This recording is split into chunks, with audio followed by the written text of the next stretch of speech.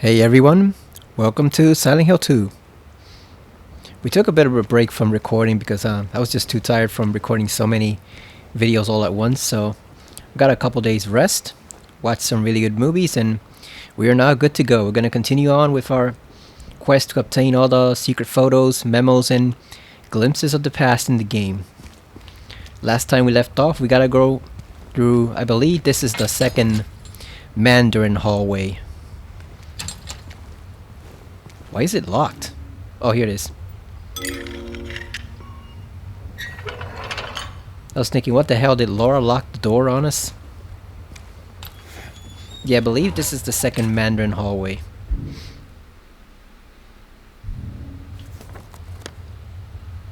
Yeah, that's how we get to Rosewater Park. And once we're at Rosewater Park, we gotta go back to the garage. We gotta get the jack to open up the garage door. There's a secret photo in there that we missed earlier. How are you all doing? Did you have a nice Thanksgiving? It was okay. Did the usual things. Damn, it is dark as hell in here. Watch the Macy's parade, watch the National Dog Show.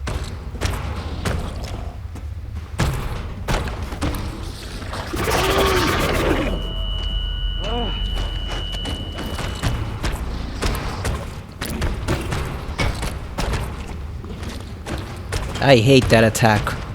The one that freezes you in place, I hate that. Because once you're stuck there, you got like no way to retaliate. You guys are lucky I can't use my gun. Ooh! They still tried. They still tried. You guys are lucky I can't use my gun. I'd shoot you down.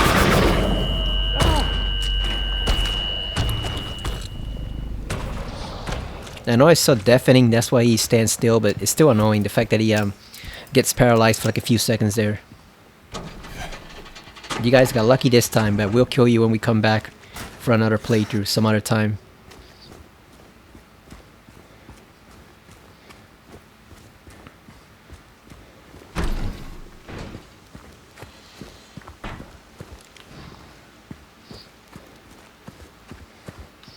The golden retriever got screwed at the National Dog Show.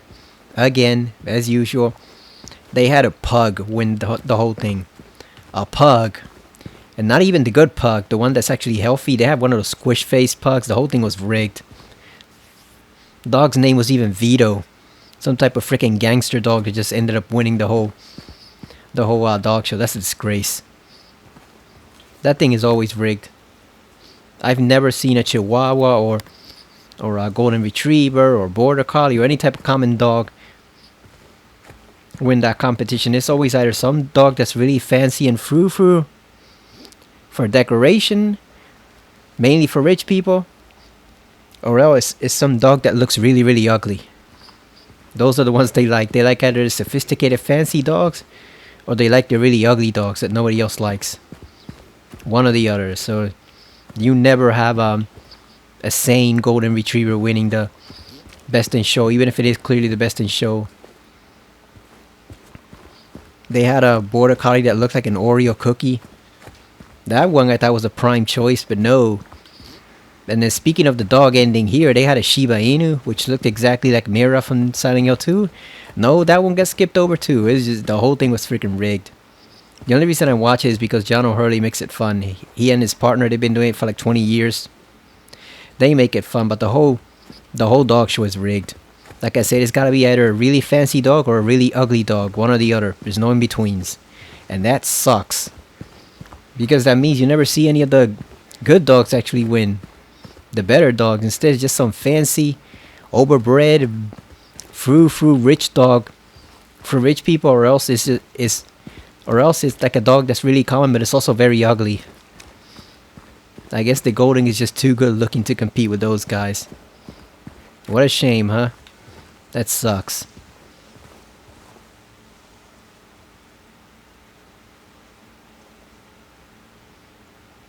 So there's no glimpses or memos here or photos. Yeah, the next photo and glimpses and stuff like that is all at the Historical Society, so there's nothing else here.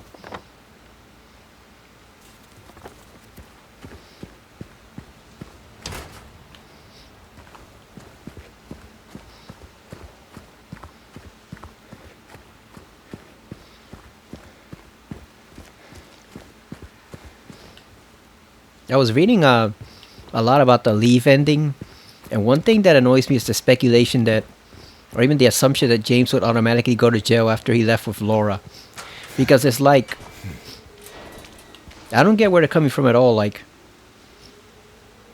it would be very easy for James to hide what he did, because remember they sent Mary home to die basically. So if he just said that she passed away from the disease, nobody would question it. They wouldn't do an autopsy. They wouldn't question what happened or anything, because they sent her home expecting to die already. That was the whole point. When she said that was the last chance to visit home, is because they expected her to die there. So it would be pitifully easy for James to hide Mary's body and what happened to her. Like, as long as they bury her, like, even it's probably like a headcanon of mine that he just buries her right there in that cemetery at the beginning. As long as he and Laura bury her there, like, and then just keep quiet about the whole thing, nobody will ever figure it out. Like, you think Laura will sell him out? Like, I highly doubt that. Because what kind of ending is that if James goes to jail and then Laura just goes back to the child service, department, child service care, which is child services are horrible in the U.S. and they were even more horrible during the 80s. So, like, do you really think Laura's gonna want to be there? She's just gonna run away again. And she's pretty resourceful. So, like, remember, she got to Silent Hill all on her own. She may have gotten a ride from Eddie. She may have gotten a ride from someone else. Maybe she took the bus nearby and then went into town on foot. But either way, she got to Silent Hill on her own. So it's pretty likely she would just run away again and they would never be able to find her.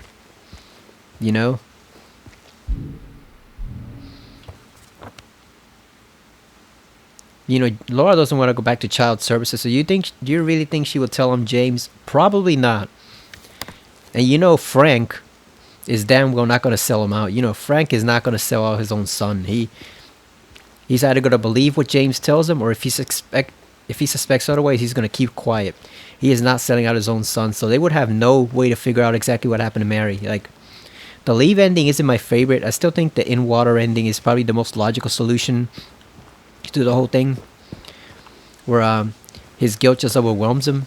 But if you do like the Leave ending, I think there is zero chance James is going to jail, because it would be pitifully easy to just mask what happened to Mary. It's just say she died from the disease, or hell, you can even just say he died taking her back to Silent Hill, which is halfway true. He was taking her back to Silent Hill in a way. So just say, oh, she just died on the trip over, and Laura would verify it. They wouldn't doubt a little girl's word.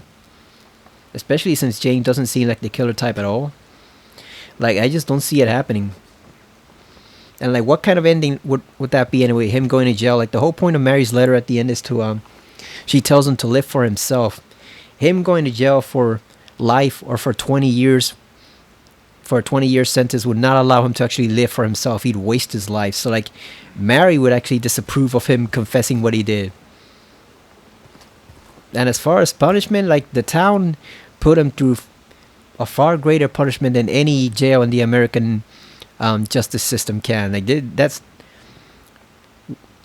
there's no prison in the U.S. that can compare to what he went through in the town. Like, that's nothing to him at this point, So it wouldn't teach him anything, because the whole point of him was trying to forgive himself for what he did and find out, find not solace, closure with it. He came here to find closure with the whole situation with Mary and for the awful thing he did. So it would serve no purpose for him to hand himself over to the authorities, because he's going to be betraying Mary again. She told him specifically to live for himself. Well, living for 20 years behind a prison cell, or spending the rest of your life in prison, is not living for yourself. You're not going to have a life. So that would be going against her word. And he actually talked to Mary at the end. Either it was her spirit or it was a manifestation of Mary, but either way, she told him to go on for himself. So she would know better than anyone, better than some random U.S. court, what should happen to him, Where the hell is Angela? I'm trying to find her, but it's so dark. I was also trying to see if there's any other bullets we can get. That's the way we came from. That's just the way I see it. I just don't see him ever answering for what he did because there's no point. Me and she, I think he and Mary probably carved that in there. I think that's from them. I don't think it's a manifestation. I think they legitimately carved that into the bench all those years ago.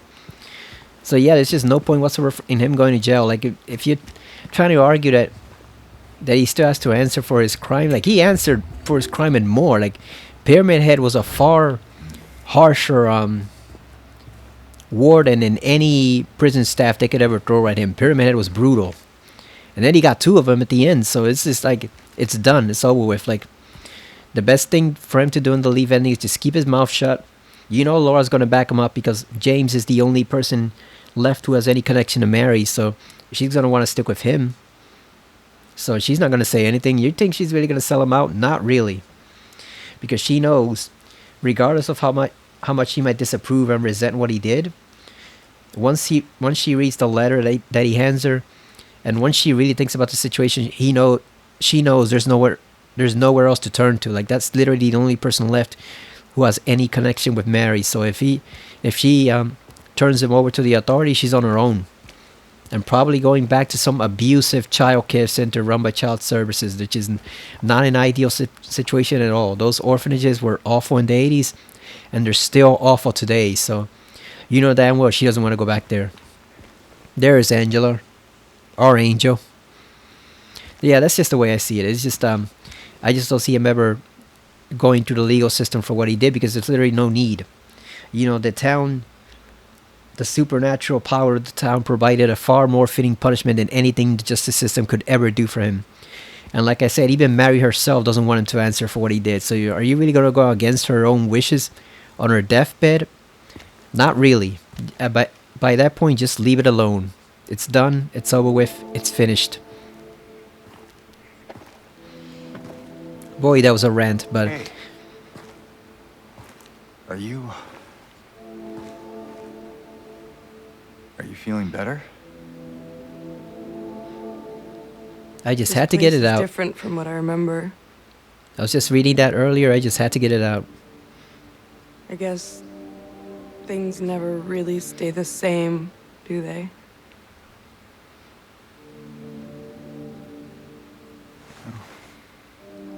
I guess not.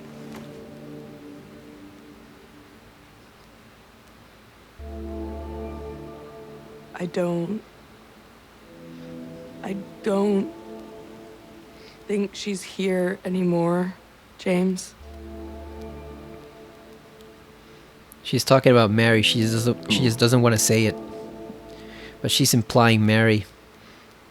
My mama?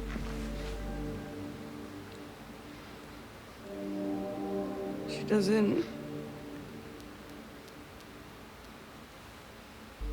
want to see me anymore. Why would you think that? She covered it smoothly there. I mean, she is looking for her mother, but I think she also was implying that Mary isn't here either. Anyway, I'm happy to see you. Because if he hasn't found her after all this time, she's obviously nowhere to be found. Happy to see me? He was so close there. Oh. Yeah. He's just so awkward. I better get going.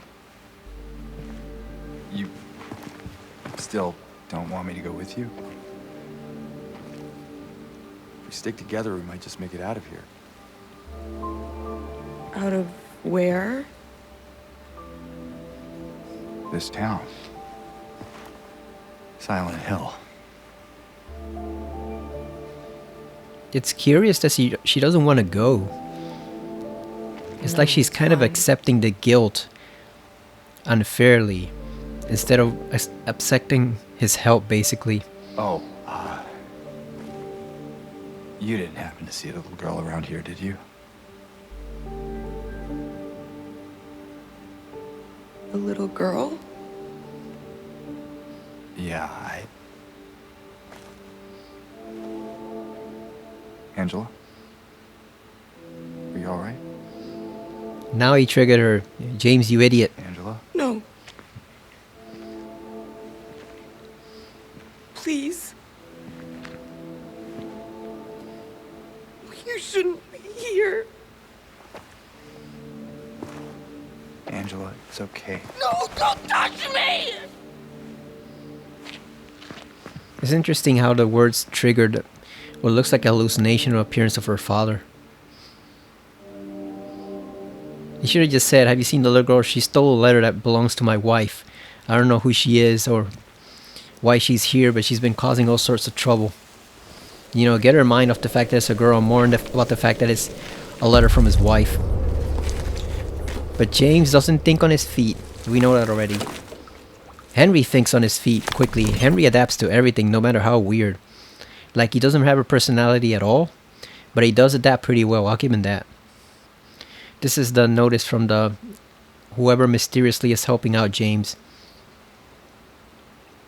I think it was probably the hospital director too. He also says, I also saw that thing that fled, but the old society was CEO. I still think that refers to Pyramid Head. Because the thing is, even though Pyramid Head is exclusive to James because he saw the painting, I still think because there's actual presence there, something solid. The director saw something. It might not have been Pyramid Head, but he saw something unnatural just skulking around the shadows. Probably dragging that huge knife. And he just thought, you know what, I want no part of that. Whatever this is, whatever the town is doing here, I want no part of it whatsoever.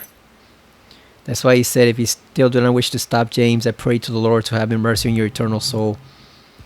Because he knows there's something nasty waiting for him. For anyone who dares to go into the historical society. And he knew that key would lead him there. That's why he says, I wasn't looking for the truth, I was looking for tranquility. He didn't want to accept or have any part in what was going on here, especially since it's not regarding him, it's regarding someone who's not even a patient of his. Because James isn't a resident of the town or any sort of patient there. He's just a random weirdo from the outside. So there are certain characters who know certain things that they're not really connected to James, but they know enough about what's going on. Probably because they've had to live with the weirdness of the town for so long. Especially after Alessa got through with it and it became even weirder. It was already strange. Lots of stuff already happened there, but it wasn't quite as bad until like the full power got awakened during Silent Hill 1. That's why it went to hell. That's also why people are saying insistently that they should remake Silent Hill 1. It doesn't matter what you think of it, whether it's old, outdated, whether you don't like the cult storyline. None of that bullshit matters, because the fact of the matter is the town is like this because of Silent Hill 1. This whole alternate dimension exists primarily because of Silent Hill 1. Was it there before? Possibly, since it did get the little Baroness ship. It did sink it, so it was probably there before, but Alessa really awakened it and drove it into overdrive. So people are saying, oh, we don't need an explanation for the town because it's better to have it mysterious, you don't know what's going on, etc, etc. The things they always say about the Twilight Zone and about any type of show like that. But the thing is, the developers at Team Silent did give you an explanation in the very first game. So it's like you're conveniently ignoring all that shit. The garage is that way, but we gotta get the jack first. You're conveniently ignoring all that because you want them to cater to your preferred game, which is one single game in a series of like 8, so it's not plausible, you know? And plus, Alessa is the most tragic character in the whole damn game, so are you really gonna skip her story because you like Silent Hill 2 better? Come on, man. She needs her own game. You know, justice for Alessa. She needs her own game, which is Silent Hill 1. And she needs a chance to actually speak because they kept her mute practically during Silent Hill 1 and then Silent Hill Origins. That was one of the few things I really didn't like about Silent Hill Origins, even though they tried their best and they nailed the aesthetic, I believe. Team Climax, even though they nailed the aesthetic and they had like the storytelling basics, the one thing that annoyed me was keeping Alessa's mouth shut pretty much during every cutscene. It's like, I get that she's only 6 at the time, but she's not a regular 6-year-old or 7-year-old. She's 7. She's already a priestess in the order. And she's already read mind-bending books according to Heather. So like, she's intelligent, probably more intelligent than most adults.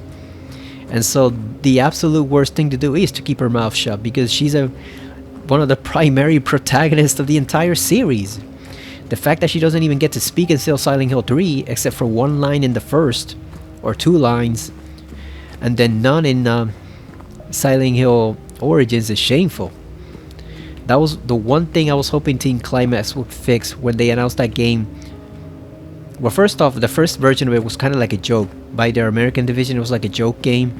And then people got pissed and they saw it, so they handed it over to the Brits. And the British take horror very seriously, so that's why they did a good job on it. But the problem is, they didn't fix what they needed to fix. You know, the one thing I asked for them to fix, give Alessa more personality, let her hear from us, let us hear from her more, is the one exact thing they did not do. It's like, it's so frustrating, because that shit happens a lot. That happened with Tomb Raider Underworld, where one thing I said is I really enjoyed the radio communication with Lara's team, you know, Zip and Alistair. I really enjoyed that. And so I was thinking, you know, after the complete silence of Tomb Raider Anniversary, because that's a remake of 1, so of course they kept it silent. Those characters didn't even exist back when Tomb Raider 1 was made. I was thinking, please keep the radio communications going, because it adds to the game. And that was the one thing they did not do. They did not keep the radio communications going, because some fool at IGN and a couple other video game sites complained. And so they figured, well, I know these 3 game journalists didn't like it, so even though all these 5,000 or 10,000 fans liked it, I guess we gotta go with the 3 journalists who didn't like the setting. And I was like, you son of a bitch, you sons of bitches, you just couldn't leave it alone. One of the best aspects of your reboot, and you just took it out because 3 knucklehead numbskulls over at a game review site or 2 complained about it. Like, what the hell's wrong with you? And the same thing for Team Climax. Like, they saw an area where they could legitimately... Damn, if there was anything under there, it was squashed. Imagine if there was a patient demon under there, he would have just been squashed. The straitjacket. But yes, like, they saw a chance where they could legitimately improve on Team Silent's work. And then they were like, no, let's just leave it alone, you know. What's the old Captain America meme?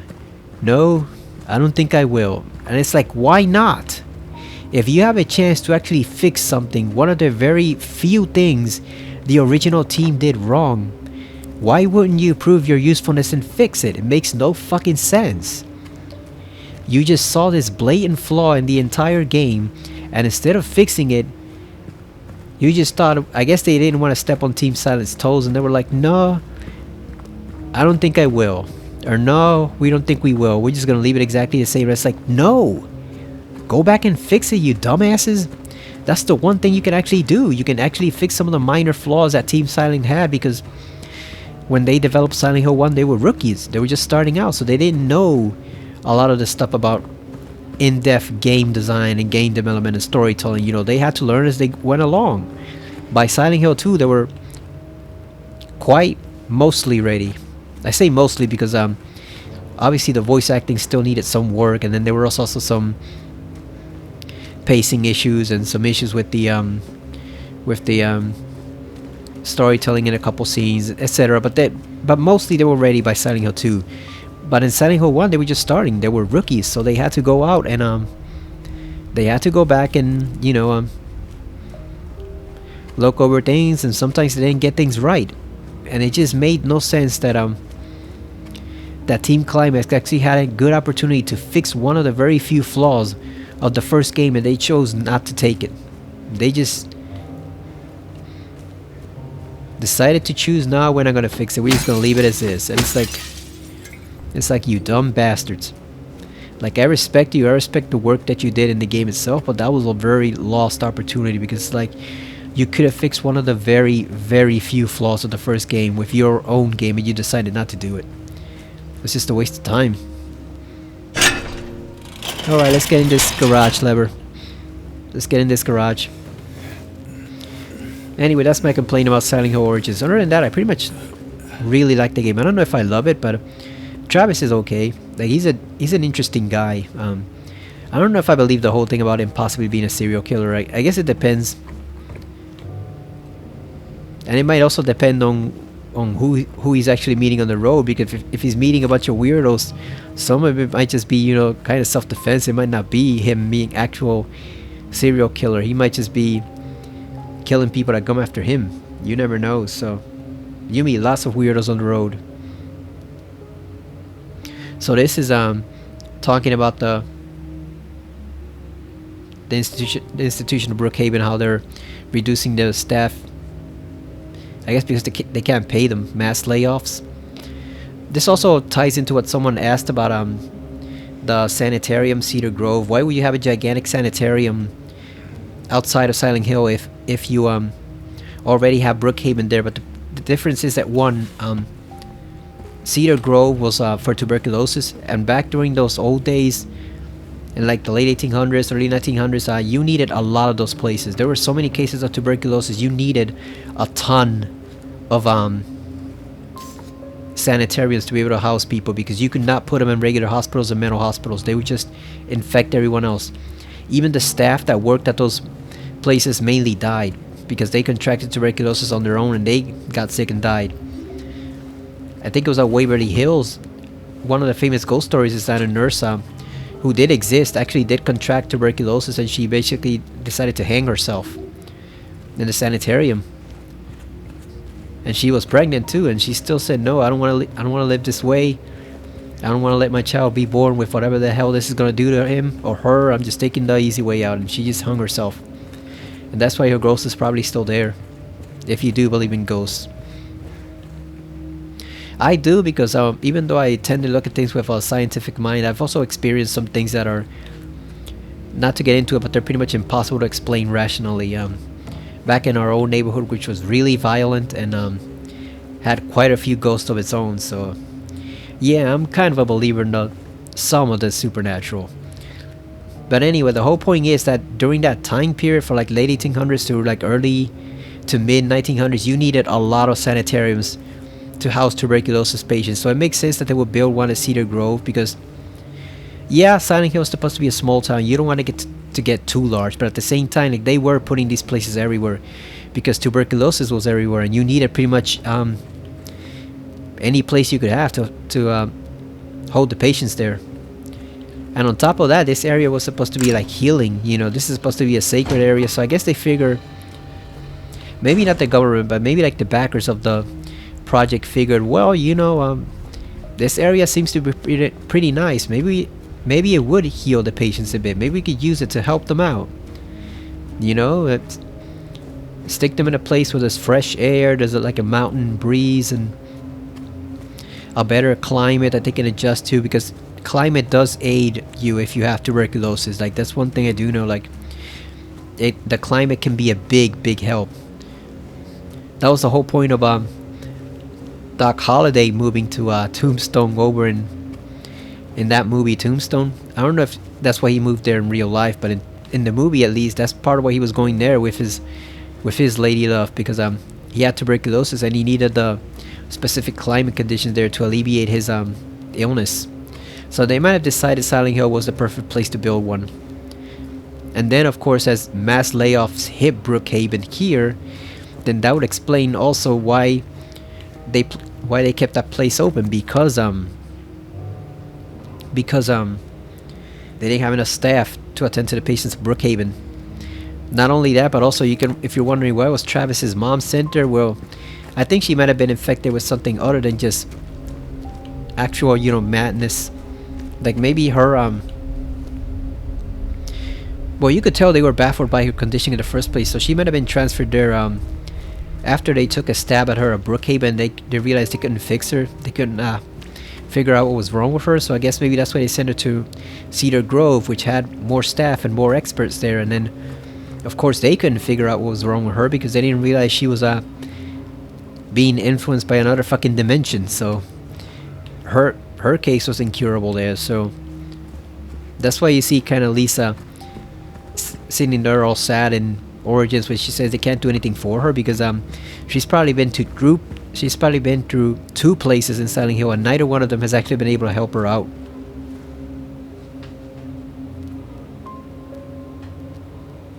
You know, it's pretty tragic, but she probably has been through both sanitariums in the town, and neither one of them was actually able to help her.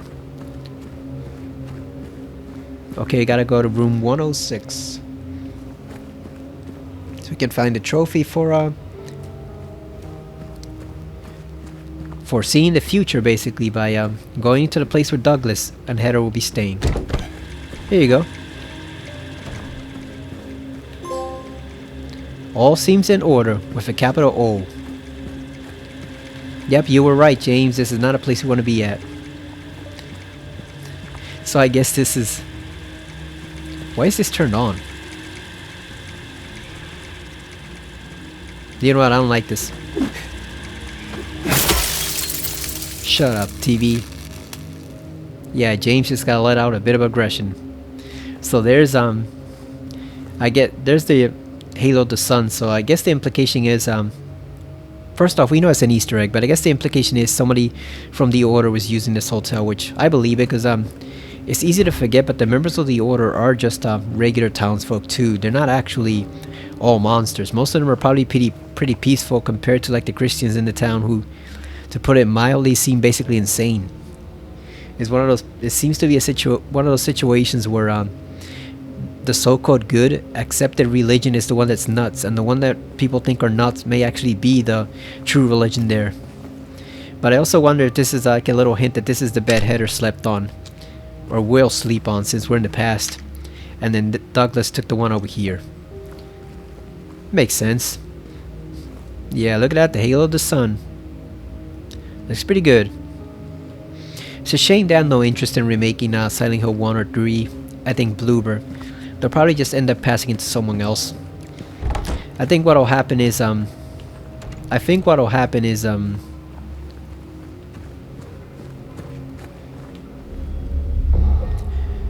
Bloober will just give all the information on the engine, because they worked on Unreal Engine 5. That's the engine they were using. So they'll just give everything they learned to one of the other 2 teams. Either Neobard from Silent Hill F or Townfall. Probably the one from Townfall, because that sounds like it might have something to do with the Order. So, you know, maybe that's like showing the early history of Silent Hill. Like it's really early history, before Alessa and Harry and all that stuff ever happened. So I'm guessing what'll happen is Bloober will just give them all the stuff they learned from the engine and let them take a stab at it, because apparently they said they have no interest in doing 1 or 3. Like they'll hint at it here as fun little Easter eggs, like the It's Bread trophy and the Halo of the Sun, stuff like that, but they don't seem too keenly interested in actually working on a remake of 1 or 3. So I'm guessing one of the other 2 teams, if their games are successful, will have to handle that. Maybe you might be able to draw them back for Silent Hill 2, but I mean Silent Hill 4 remake, but even then that's doubtful, because that has a lot of Order stuff in it with Walter Sullivan and the cult background and all this stuff, and like I said, their engine is perfect for it. The work they did here shows they can do it pretty well, but I don't know if they actually want to do it, especially because apparently they got 3 projects going on right now. They have Chronos, they have another project which is unnamed, and then they have another project called Project M, which is unnamed. So they've got 3 different groups. I mean, yeah, pretty much 3 different groups working on 3 different projects. So their plate is pretty full at this time, which is why I don't think we'll see any announcement on a remake anytime soon. For 1 or 3 or 4, I think it's just one of those, we just have to wait a couple years, and hopefully we're all still alive by then, and we're not all dead from like a nuclear blast or something, or an asteroid slamming into the Earth or something like that. I mean, the good news is that at least Silent Hill 3 does hold up pretty well, so we don't really need to remake that one. Like, it would be nice, but it's not necessary. It does hold up pretty well, so we can just enjoy that one on our PS2 on our computer. If only the team behind Silent Hill 2 Enhanced Edition would actually get their asses off their seats and work on 3. Like, they literally spent 10 years working on Silent Hill 1. And I guess that's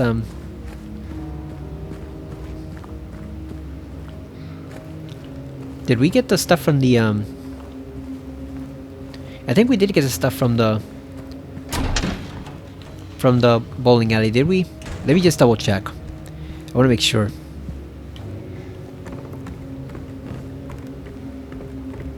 Oh yeah, I think we did because the bullets aren't there. I just want to check the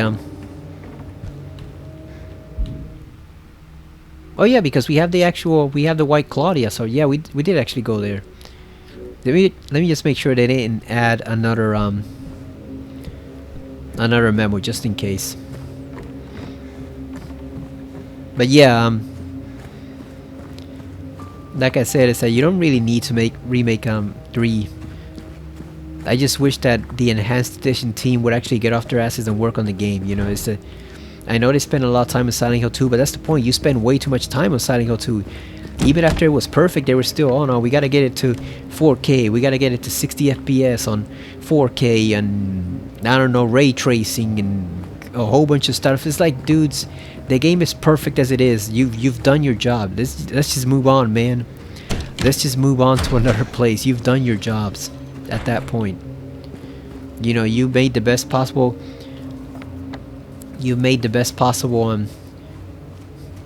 version of it that you could, given what you had.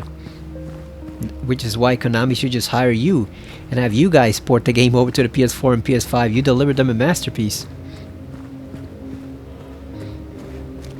And Konami does have no excuse now because I don't know if I mentioned it in a previous video, but the director of the Soul Reaver remasters is Raina Audrin, who is literally the fan who spent a couple years making the actual original HD mod for Soul Reaver 1.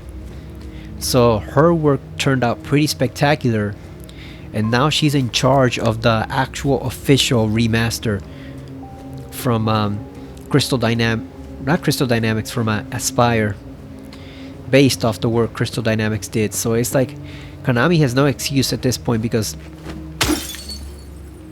when they needed to get a director for Soul Reaver Remastered, they literally went to the fan, the super fan who did the HD mod and also runs Soul Reaver historical site, you know, detailing the whole series of the whole history of the Legacy of Kain series. They went to the professional that they knew they could trust, and it so far it looks like it turned out pretty well. So Konami has no excuse. They just gotta get off their asses, pay these people. I don't know how many there are, maybe like 2 or 3, whatever, and some part-time collaborators, but just pay them and tell them, here, we know you dig this work with the PC version, here you go, here's all we have on the PS2 version, and here's let's see if you can put it over to PS4 and PS5. Go nuts. Like, literally just give them every resource that you have, and then just let them get to work, and I guarantee you they will deliver a pretty fine port of the game for PS4 and PS5. You can just see that they have a high expertise and a high level of technical skill that other super fans don't. I see you. You're not fooling me. Like, these are not just casual fans working on this on their weekends. These are experienced professionals that just happen to not work at you know, at Konami, but they still know what they're doing. How many bullets do we have right now?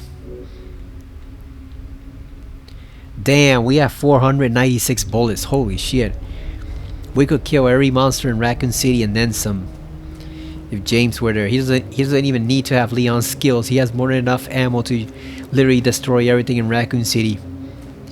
James would pacify the zombie invasion and just bring the outbreak to its knees. He would just kill every single creature in Resident Evil 2.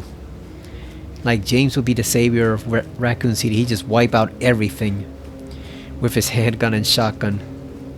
And he doesn't even need to be as skilled as Leon. Even though Leon is obviously a rookie back then, so he's not that skilled either. You know, people tend to think of him as a super cop, but that basically came afterwards in 4. He's not really that skilled in 2. That's why he was there. It was his first day. He was there to learn. This is why I find it difficult to believe that this game takes place in like the late 80s, because did they really have computers like this in the late 80s? with like the floppy disk and all this stuff, like, and the monitors. Like, isn't this like early 90s? I guess some could have had it in the late 80s, but still, I don't really know.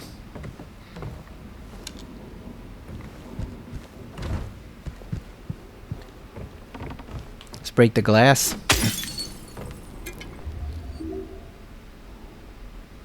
We're vandalizing the museum. Lady of the Light.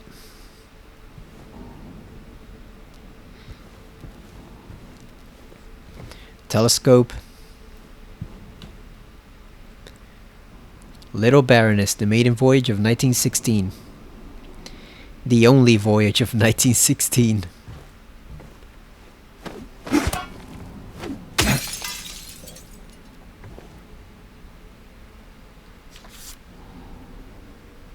The new clock.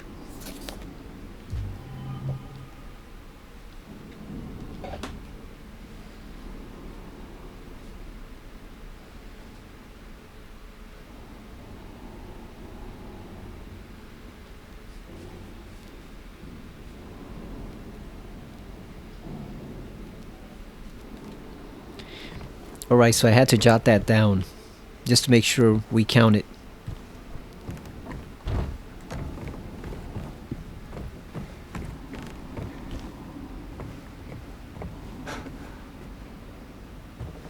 It's him.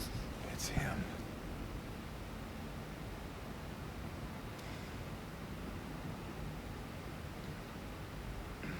It's Saruman. No, obviously it's Pyramid Head. I gotta get a shirt with that painting on it. That would be pretty cool. There's gotta be one out there somewhere. Wiltse coal mine. We finally know how to pronounce it. They never told us before. We are not taking this because I want to get the other book, the Book of Lost Memories. Alan Smith.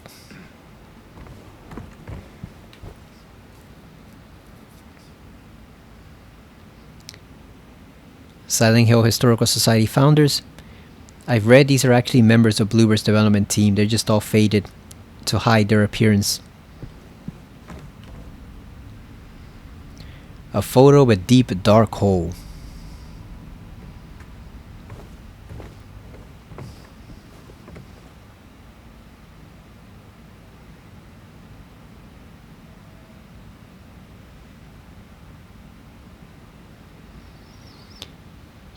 It sucks that you don't have the descriptive text over here so you can hear James's thoughts.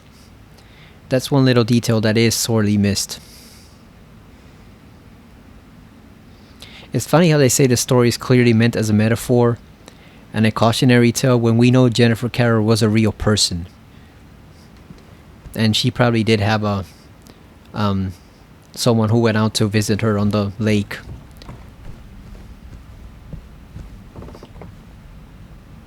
Here's the former director.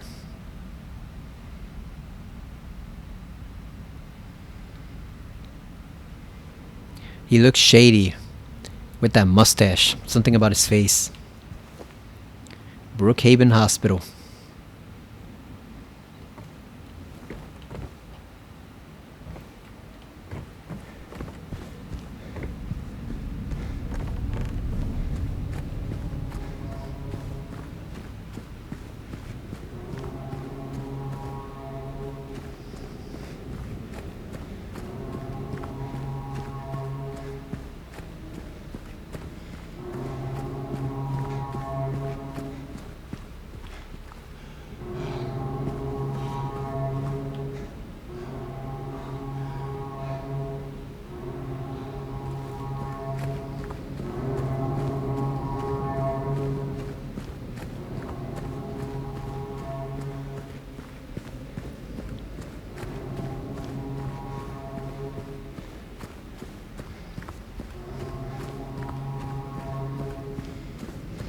Down, down into the underground we go, following the little Baroness example. What did happen to that ship? I gotta play Silent Hill Arcade, like an emulation of it, or watch like a playthrough of it, because I want to see what happened. Why did that ship actually drown or sink, whatever?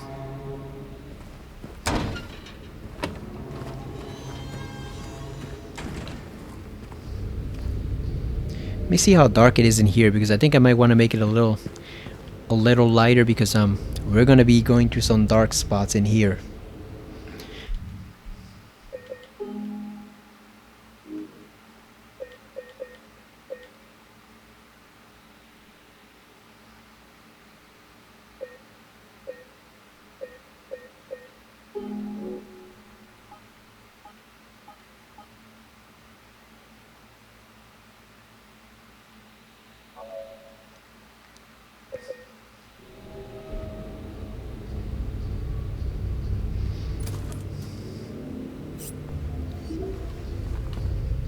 You know what, let's get back to the prison now. If it's too dark, I'll switch it up.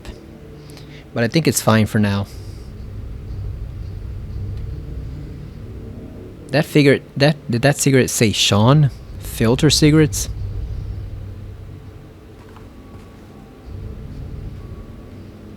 I've never seen that a cigarette brand based off a person's first name.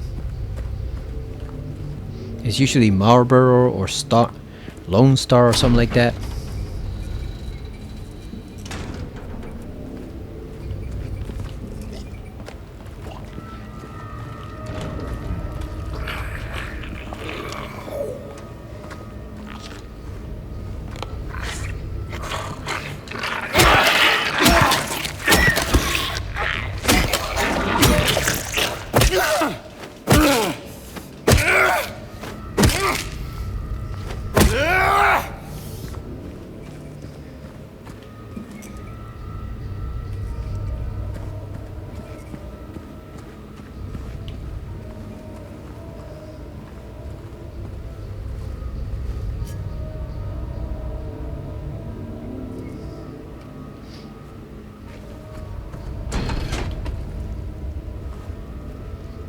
Oh, there's our first hole.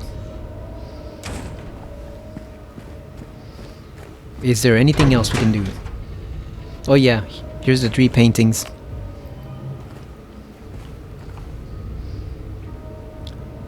Crimson and White Banquet for the Gods. That's obviously Pyramid Head's progenitors right there, the example they set. Obviously the guy on the left. With that giant red hood.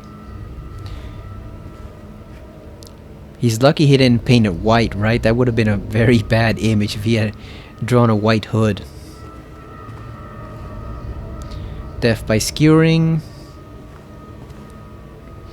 Toluca prison camp.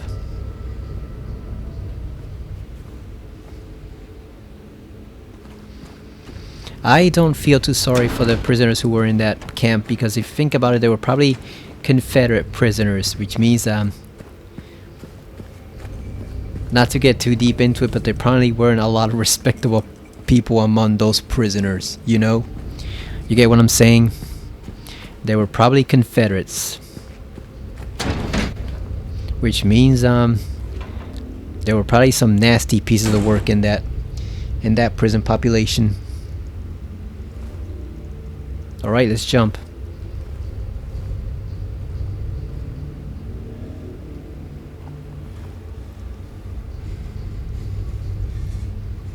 Come on, James, man up.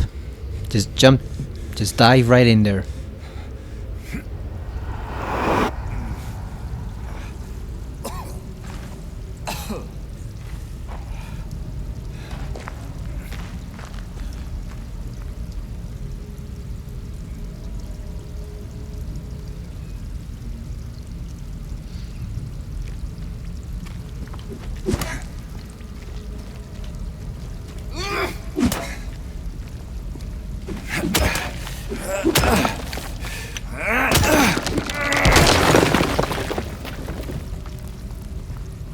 Oh, we found it in one hit. Remember when people panicked in the original because they fell down here and they didn't see any exit or any sort of a hint on where to go? They didn't know that you had to beat down the wall and, you know, so you could see. the exit. They didn't know you had to break down the wall with the pipe or the plank, or you could even shoot it down too.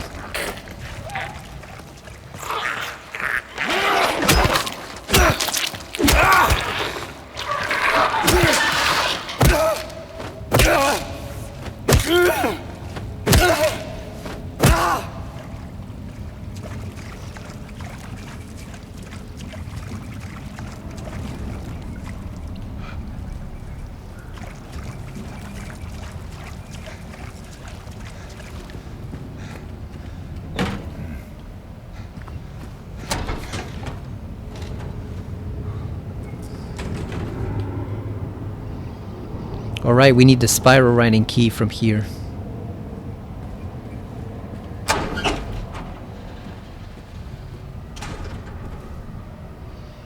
Let's see which numbers it is first.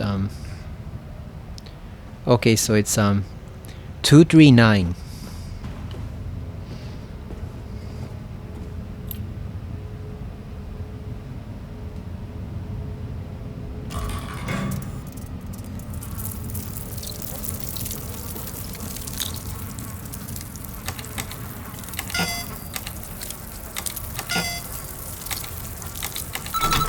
There we go.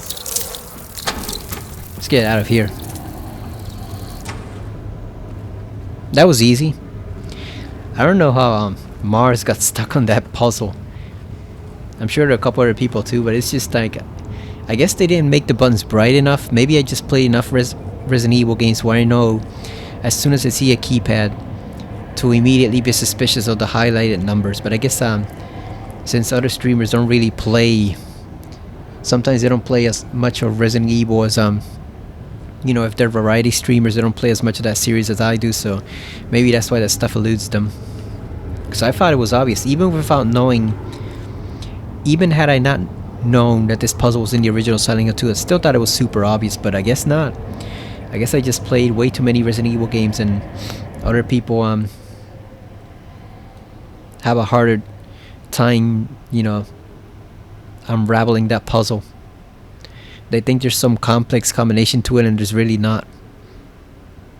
Spiral writing key, 'tis thou which leadeth thee to purgatory. Alright, let's use the key and jump further down into purgatory. Here we go again, James. Let's do it.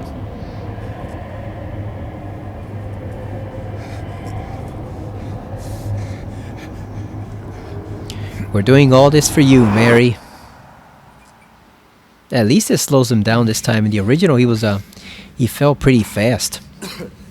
At least here, he kind of gets a little bit of a break from the gravity due to the town's influence. In the original, he was just diving there. Okay, it doesn't look too bad on what I'm seeing on the screen as far as how dark it is.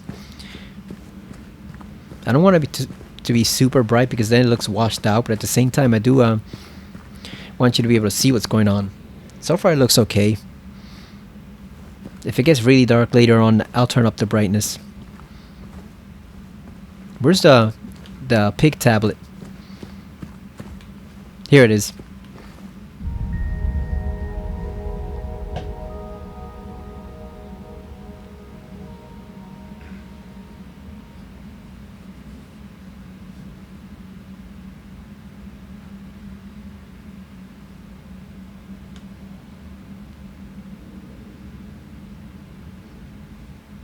Okay, so the next things are the memo and the strange photo number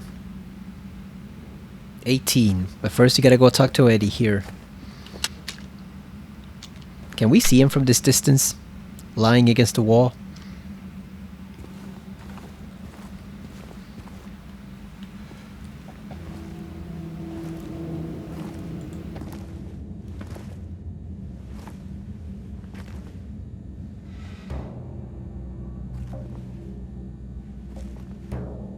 Ain't no big deal. Just put the gun to their head and pow. Eddie? Oh, hi, James. What happened here? Who was that? I don't know. It just came at me. Okay. So he attacked you, and you shot him. Yeah. Yeah, that's right. He made me do it. Okay, calm down, Eddie.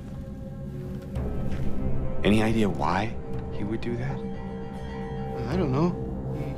He came out of nowhere. Tried sneaking up on me in the dark. I heard footsteps, so I turned back and he was right there. And you could tell that he wanted to hurt you. Well, yeah, I mean, the way he looked at me, I just had to do it. He looked at you. I thought you said he came at you. Yeah, I mean, hey, I could see it in his eyes. His eyes. He kept looking at me, making fun of me. And I told him not to, but he didn't listen. Eddie, you can't just kill someone because the way they looked at you.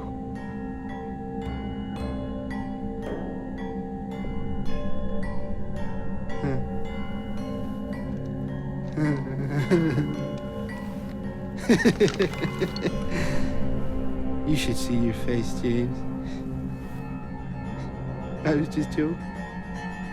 The guy was dead when I got here. I got you, didn't I? Well, anyway, I better get going. Wait. You're gonna go out there alone? Yeah.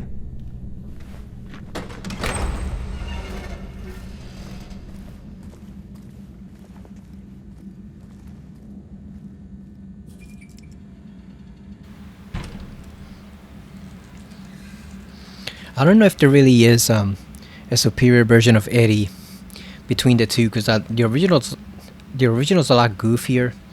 He seems a lot more like an oafish kind of guy, you know, a big dumb oaf with some unsettling traits. But here's a lot more creepy. They went for a more serious, creepy version of him. I don't know if one is superior to the other. I think it depends on your view of Eddie and what you want him to be, you know. I don't necessarily think one is better than the other. Like, I've seen people arguing which Marie is better, whether this Marie is better than the other one or vice versa.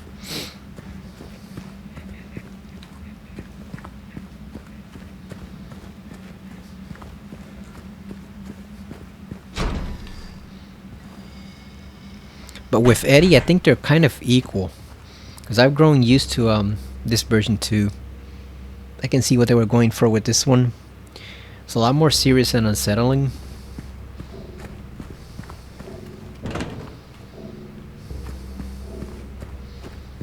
Like, the original is meant to kind of just make you underestimate him. You don't think he's capable of anything seriously dangerous until he finally shows it. This one gives you an unsettling vibe, but at the same time you don't really know what his story is, so you don't really know what the deal with him is. Got our first memo. Still haven't found him.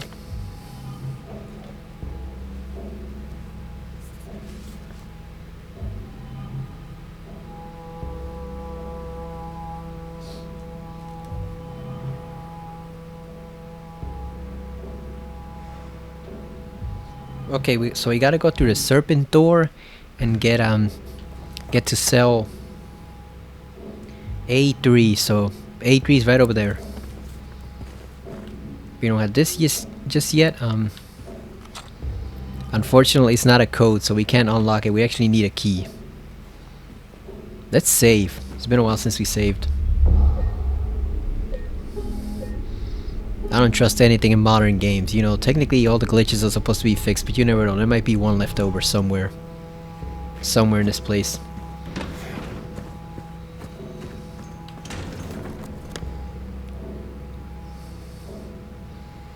So let's check out the cells first so we can get that glimpse of the past. Let's switch on the lights.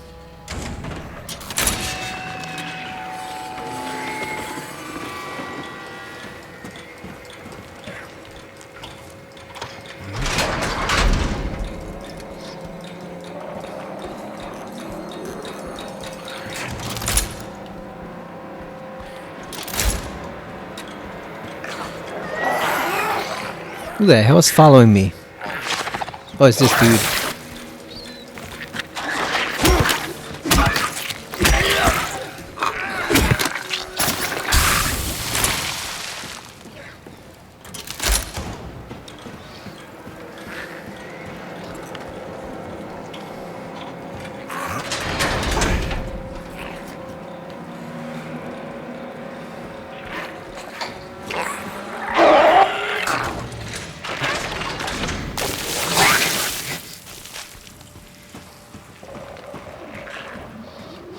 I'm gonna keep switching on the lights because we're at a disadvantage here.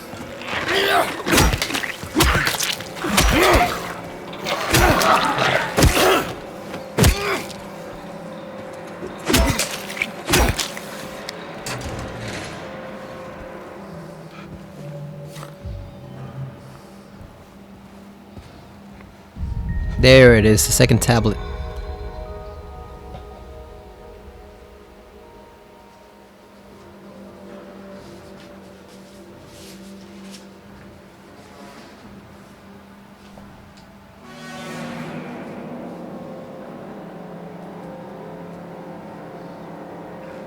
Okay, so there's only 2 glimpses left in the shower room and the break room.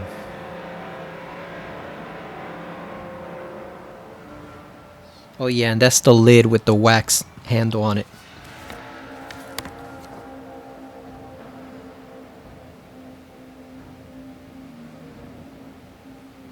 And the photo is on cell E1. So where is E1? That is that's death row, so that's a serpent.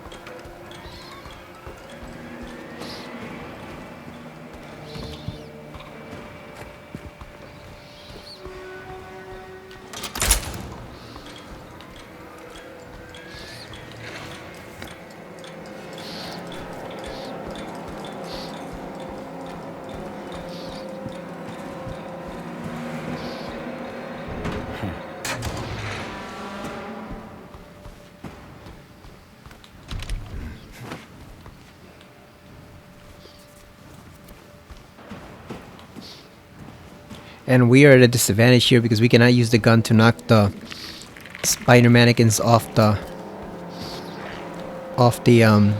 walls.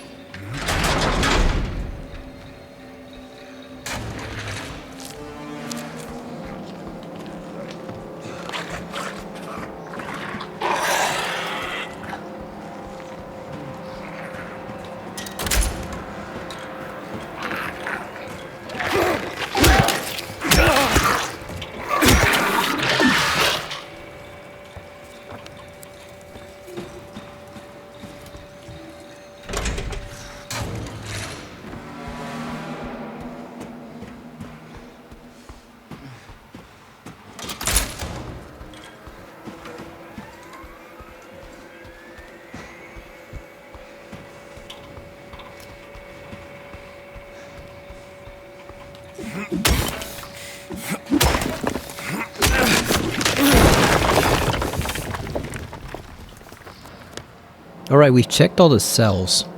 So now I think we gotta go over to the chapel.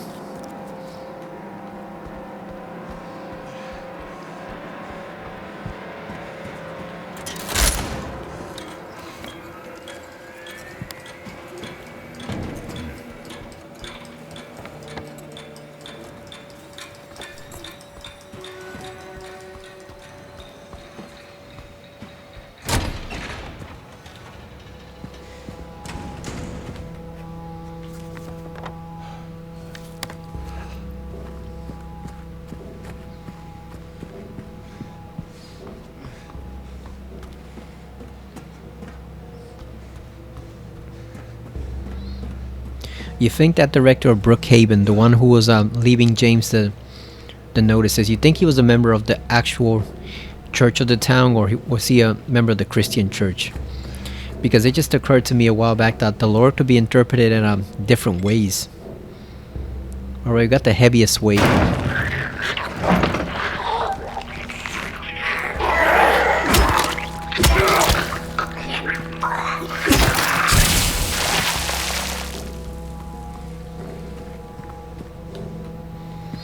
Like, it just occurred to me that when they're saying the Lord, they could actually be saying the Lord of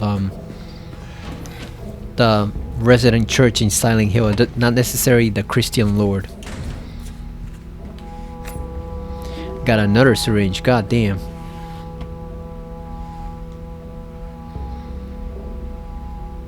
See, look at them again. Even the simplest of them will try to shield themselves so the Lord's gaze with a little words they know. That's an interesting question. Is this prison run by a Christian organization, or is it run by the order or the church? Because apparently the order is supposedly a mistranslation, although I find it still suits them pretty well. They don't have to have a fancy complicated name.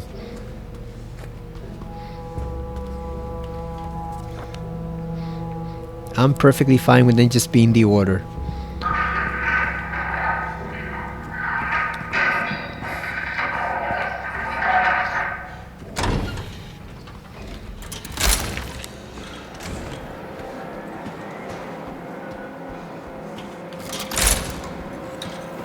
Let's get away from them because we can't fight them effectively without shooting them down, so we're just going to try to avoid as many of them as possible.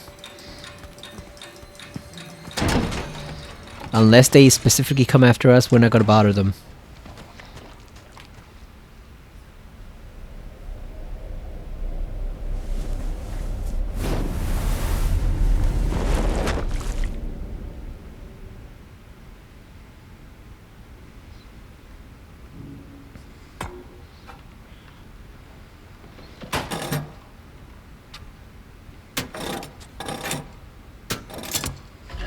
Alright, there we go. We gotta go through the serpent door first. We also have the pyramid head puzzle here. It's gonna be a lot more difficult.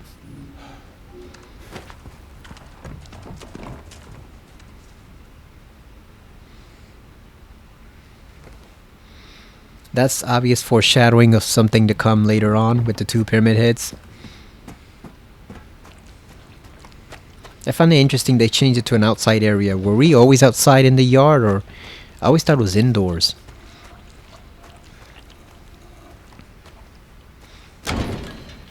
Where's the serpent door?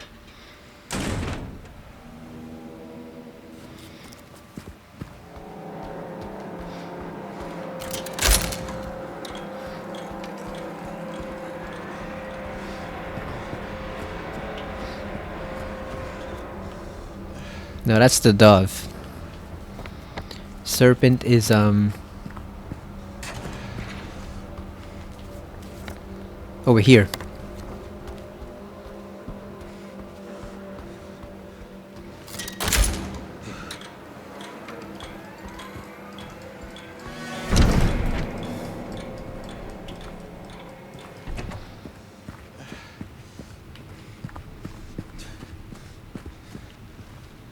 There they are, right there. You see them skittering?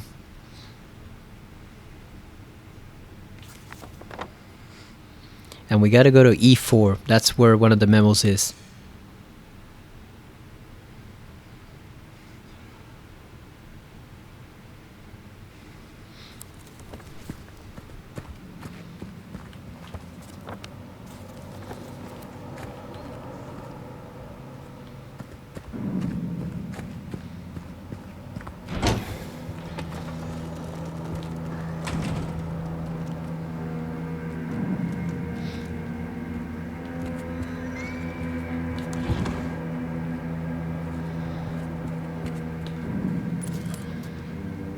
Another syringe. God damn, James could sell all that stuff to some drug addicts.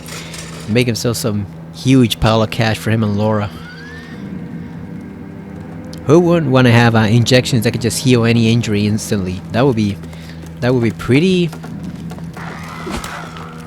That would be pretty damn cool. It's like the syringe version of the first aid sprays from Umbrella Inc. They just heal anything.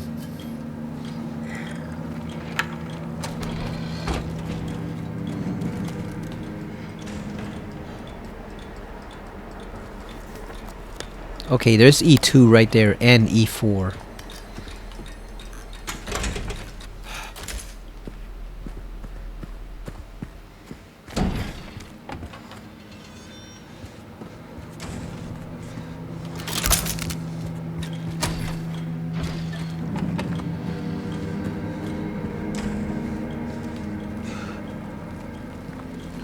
So that's locked.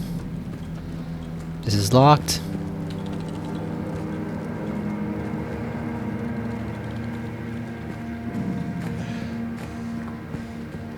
I thought there would be a mannequin over here. We got the family photo.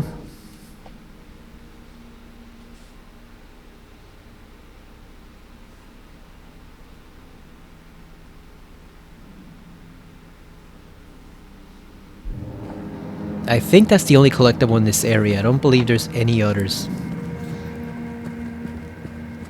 Because for the other one you need the ox door, and then for one you need to get it where you get the heavyweights. So I don't think there's anything else to pick up in this area. Oh, we see them right there. Can we get in the death chamber without alerting them?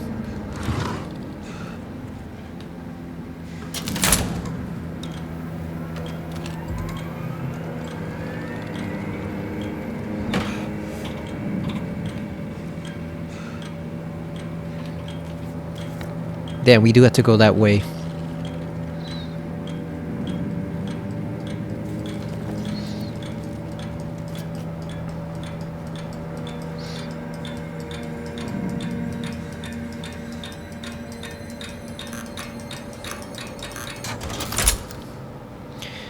Couldn't you just tape down the handle so that it would stay on permanently? If you could block it with something, couldn't you just do that?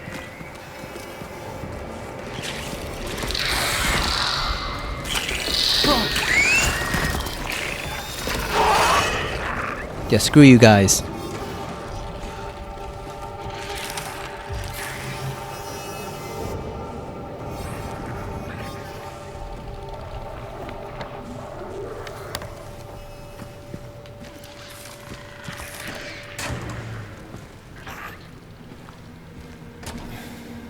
I want to see if any of the cells are open or not. I think they're all closed. Yeah, they're all closed.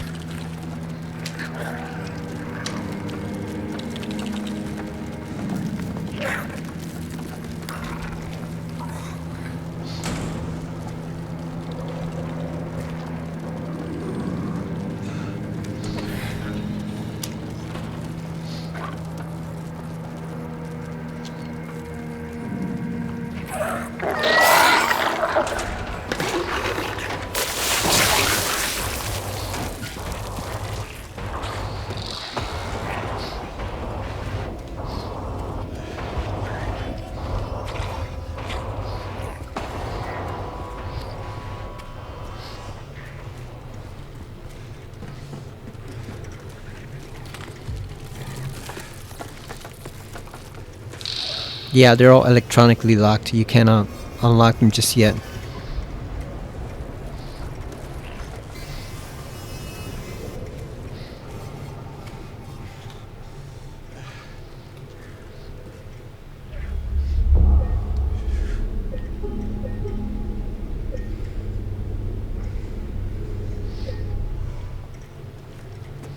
See, James has already been to prison here. He doesn't need to go to another prison. He's already been to one. He's been to hell too, so... Like I said, the town gave him a far more fitting punishment than anything the US system could come up with, so... At that point, just leave him alone. He's already answered for Mary's death and more.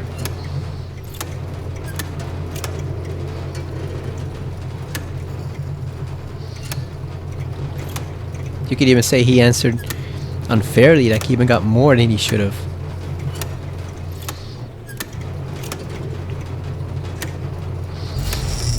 And if you buy the whole cockamamie theory that he's been here 20 years, that he's definitely served out his life sentence at that point, just let him get the fuck out of there. There's no need to keep him in prison in a regular jail, so it's not gonna do anything, and this is gonna leave Mary's ghost pissed off. Because she's gonna be like, I told him to live, not to go get himself in prison for 20 years. She's gonna be pissed off for the rest of the afterlife. So just leave it alone. He did what he did, he answered for it. He got sufficient punishment. Couldn't save a whole bunch of other people in the town, so let him, you know, just let it rest. Doesn't she even tell him that in like the original? She says something like, James, let it rest, because it's gone way too far at that point.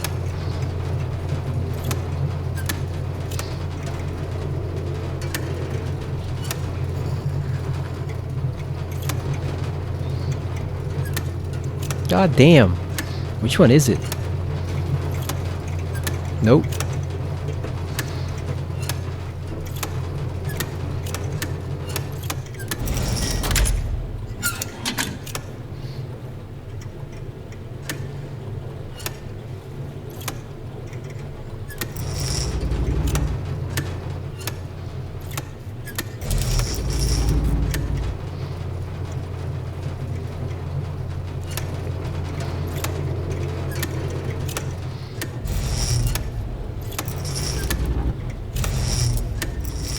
Speaking of being in prison, I watched Beetlejuice 2 this weekend. Beetlejuice looks like he wears a prison uniform, right? The old-fashioned prison uniform, that's the color scheme of his suit. I watched it this weekend. It was pretty okay. I'm not the hugest Beetlejuice fan of the original film or the animated series or anything like that, but it was decent. You know, it's nice to see Keaton still got it, even after all these years. That's probably the best character he's played, period. I know people love him for Batman, but I actually haven't watched those movies all that much. The original Batman and Batman Returns, despite having them on Blu-ray, I just have not watched them all that much, so...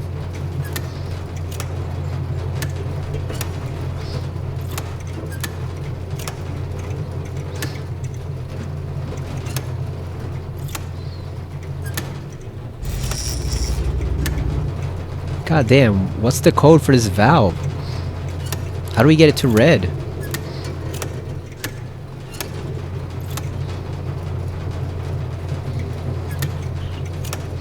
Did they change it for the hard mode? It looks like they might have changed it.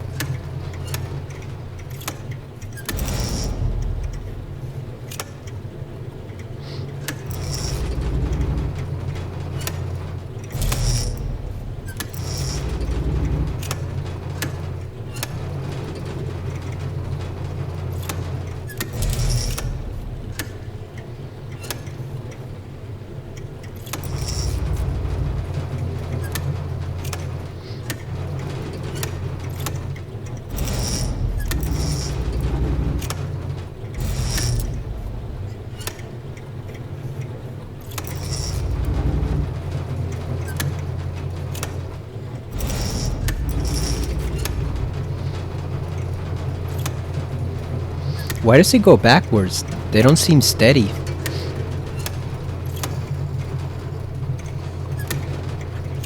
See, no matter which one you press, They all seem like they just go backwards.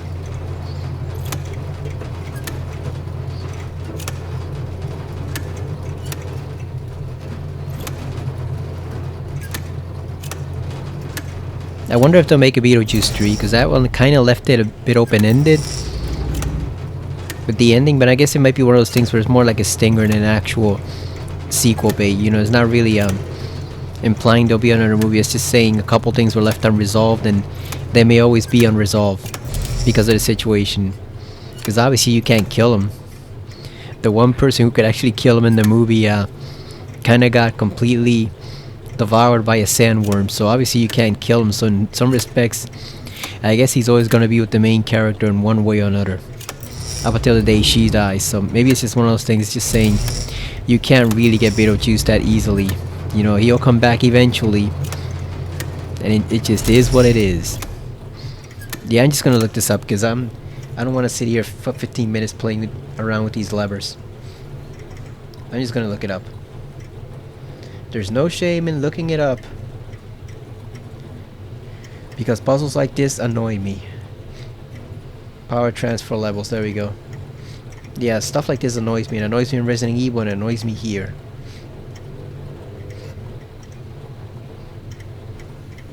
Damn, it's a freaking long sequence. You gotta hit like 7 of them. Okay, so you gotta go 4. So 4, 3, 6, 1, 3, 2, 5, 1, 2, 3, and 2. That is not it. Like, this is a... I guess maybe that's the regular difficulty. That sucks.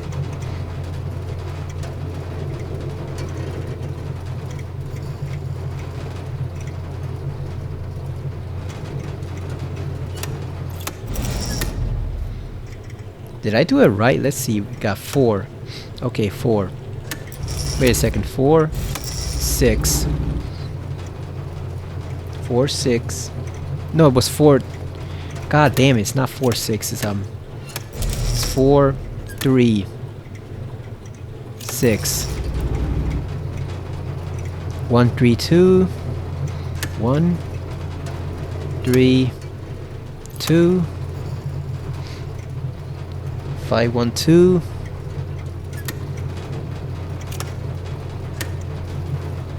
3, 2. Yeah, that does not work. So I guess that's just the regular difficulty.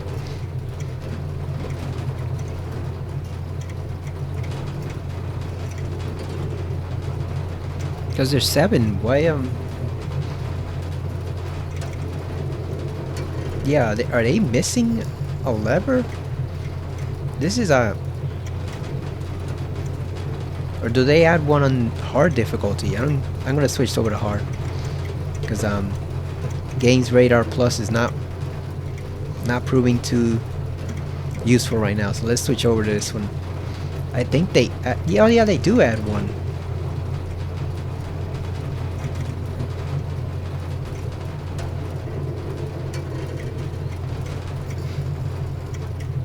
Oh yeah, so they do add an extra one for hard. So here's what we're gonna do. It's and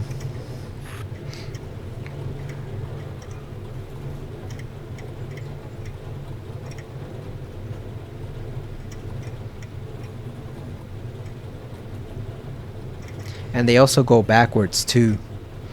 So you can't just go in this order. I thought this was 1 and this was 7. It's actually backwards. This is 1 and the other one's 7. So it's 4, 5,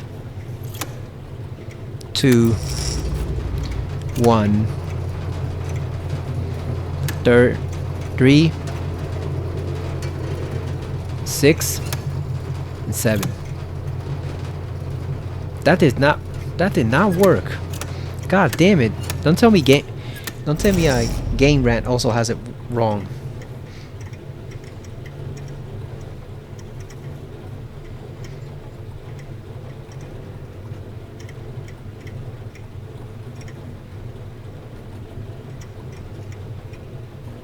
Oh, they have it wrong. Because it says from left to right. It's 1 through 6, but the picture they have is from right to left. What the hell did they do? They have them wrong. No wonder we're pressing one too early. Okay, it's 4, 5, 2. So let's try this one. 4, 5, 2, 1, 3. There you go. 6. Thank God.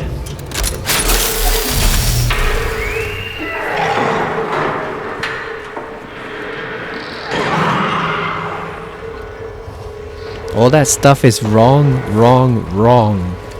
The picture is wrong. The directions are wrong. God damn. How comes nobody's noticed that in 2 months that they have the wrong picture attached to it?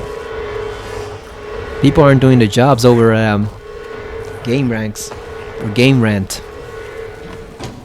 Because Game Ranks is the channel. This is Game Rant, the website. Give me that medium weight. Okay, and we gotta get one from E1. Which is, oh yeah, near the guard room.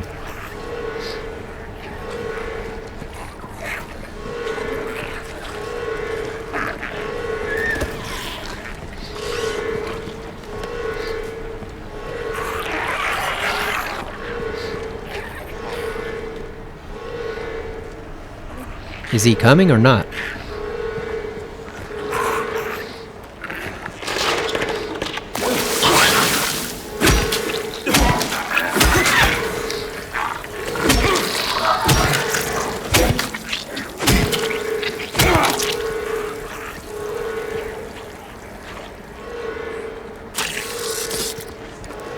Come on. God damn.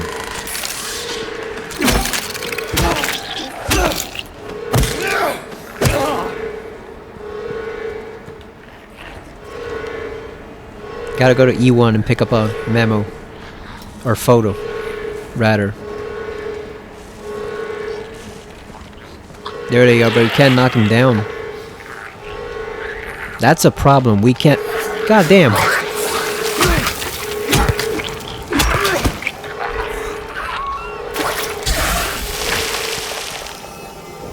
That guy just ran in there.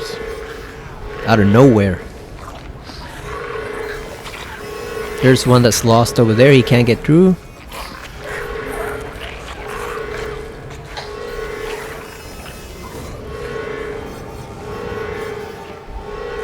Okay, and it's actually in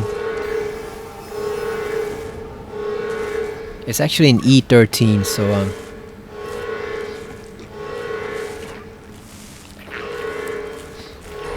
oh, here's the mannequin.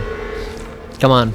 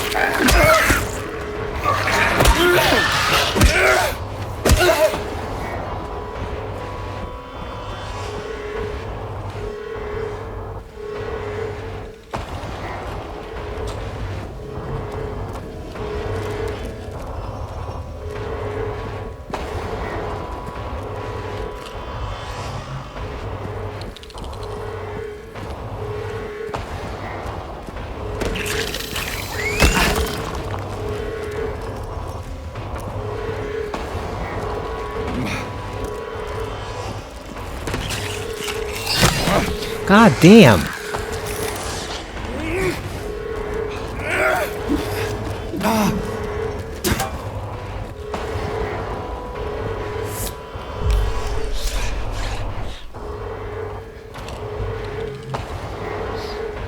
Yeah, that's gonna be a huge problem throughout the rest of the game because we can't knock them off the walls.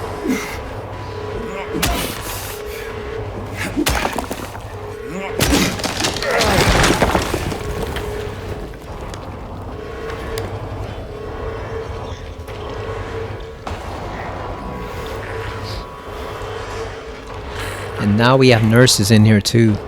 Great. God damn. Go somewhere.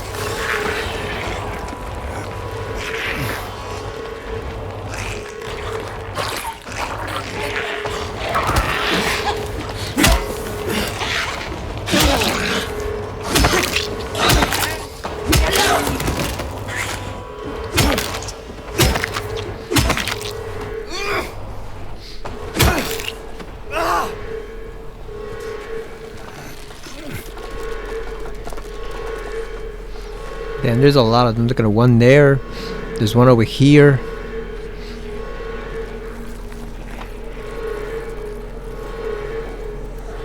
Can we just run into E18?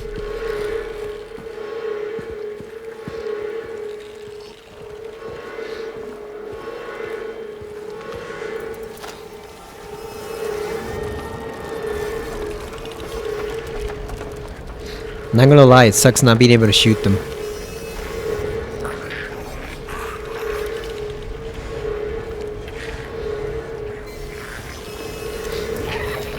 And of course you got these. You got these bozos too.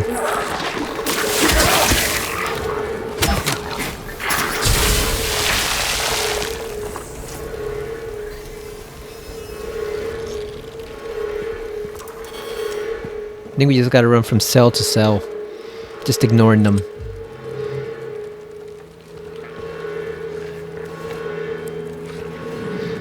At least we can see in the cell so we can see what's next.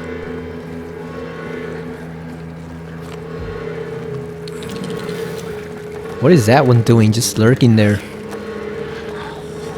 Okay, so this one's clear.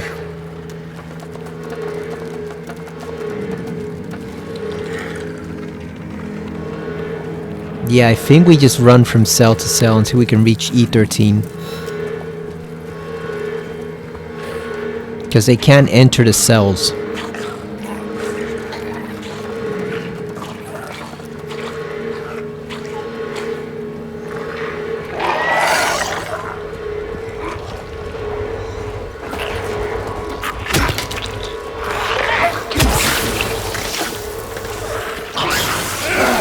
God damn.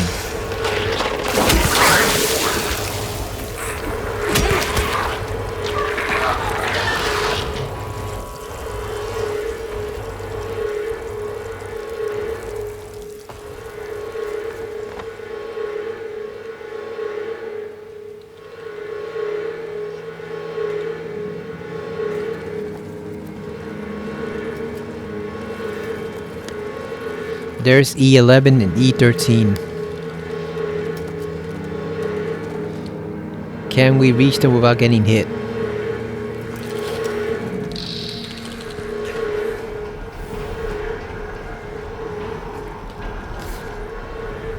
Four months to go. Alright, we got the photo.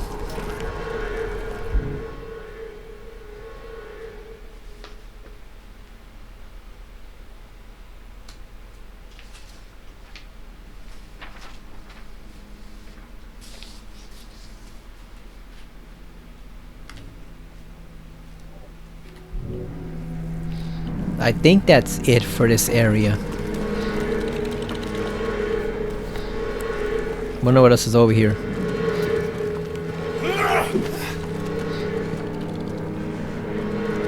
Nothing.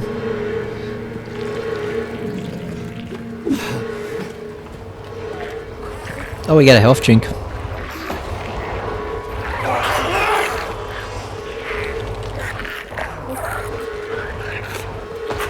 Back off.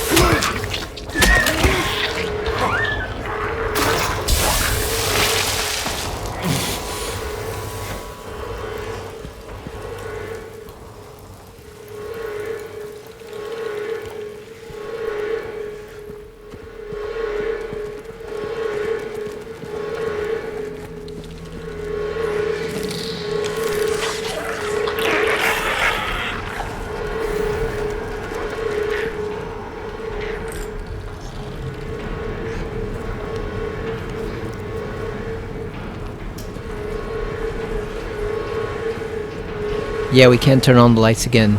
That sucks.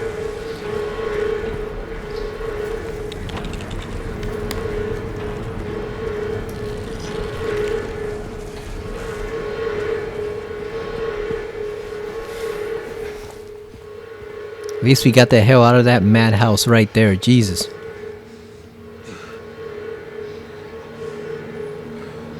That was a patient that they thought was disabled, and then he just got up and walked to his execution at the electric chair. I guess he had them fooled for several years. That's insane that you could be thinking a guy needs a wheelchair for several years, and then when you're finally going to execute him, he stands up and walks to the chair all on his own. He didn't need no damn wheelchair. He was just a faker. I guess to get treated better in the prison. That makes sense. Can't say I blame him. Gotta do what you gotta do, right? Even if it means fooling a couple of the guards and making them look like dumbasses. You gotta play it that way. Okay, where are we? Oh, we're at the bathrooms. Here's the story of the little Baroness. Disappeared in 1918. Disappeared in 1918, and then something even stranger happened in 1939. But we don't know what. That annoys me when they give us hints of something in a movie or a game, and then we never hear anything else about it ever again. That annoys the hell out of me. Because now we're going to be wondering for the rest of our lives what exactly happened in that situation. What exactly went wrong with whatever the second boat trip was. Alright, we gotta head for either the ox head or the boar's head. What are those two? I guess those were some of the magazines they had scattered for the for the prisoners to read, right? Or maybe one of the guards brought it in. Alright, let's go get that rifle.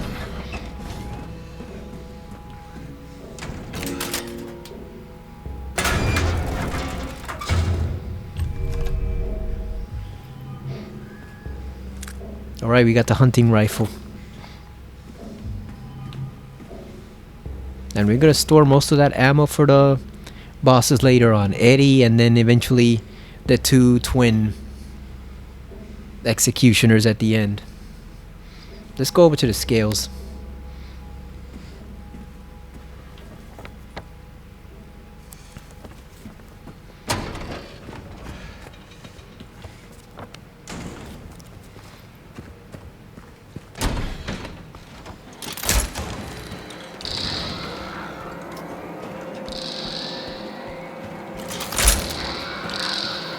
Oh, there's a lot of them.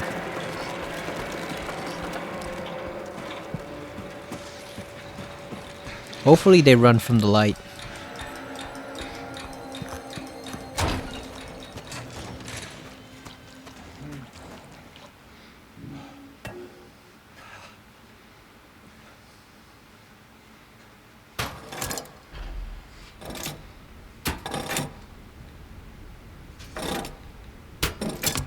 There we go. We got the ox.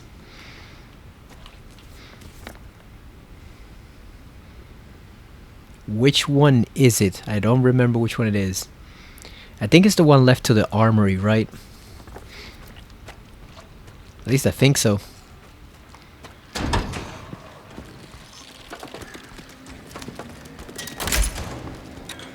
Switch on that light, James. You don't want to be running around here in the dark.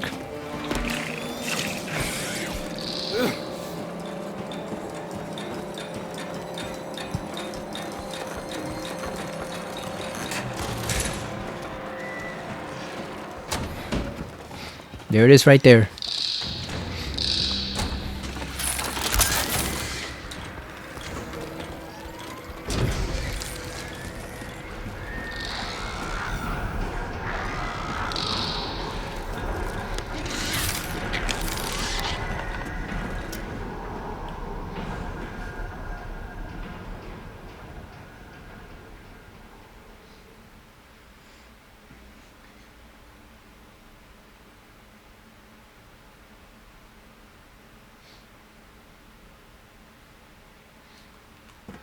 This area is stressful for people who don't really like the spider mannequins.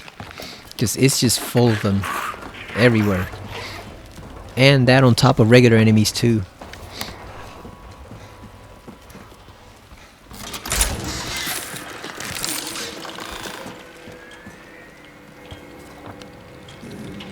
Where are we going?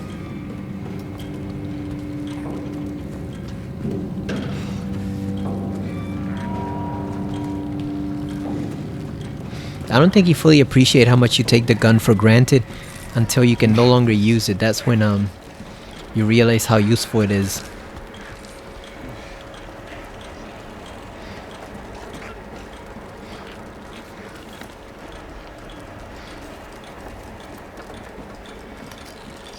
Because even when you barely have any ammo for it, at least you can use it to shoot out knees and stuff like that. You can't really do anything with it when you're going for this trophy. No! God damn, James, you moron. Why did he aim upwards?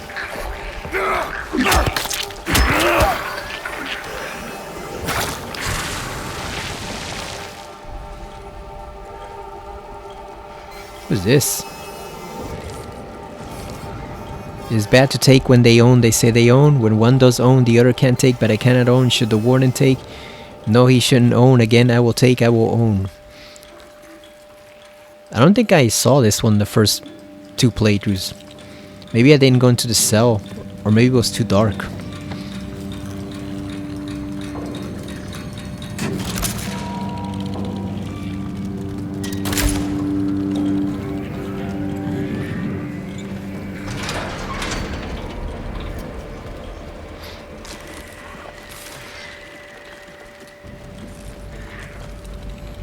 I always confuse that mug with another weight. It just looks the same.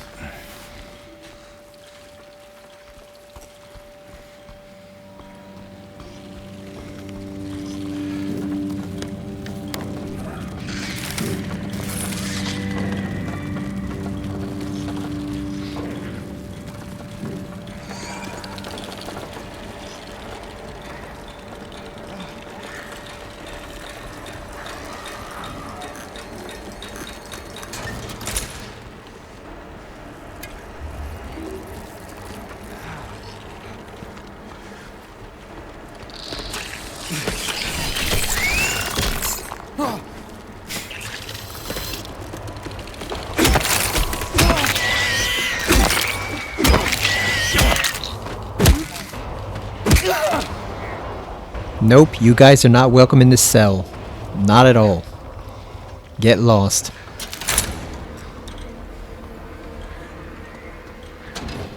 Ooh. Sanctuary. Thank God. Alright, we got the cell block D key.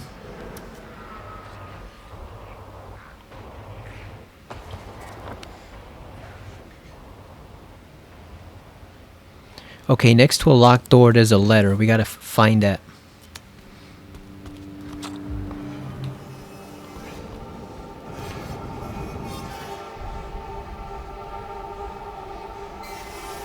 This is about the prisoner that they didn't believe the other guy was leaving his cell, and it turns out he was right all along. He was stalking the other guy. Either he had some mysterious powers, or else he was just unlocking the doors by improvising. Either way, he was leaving his cell.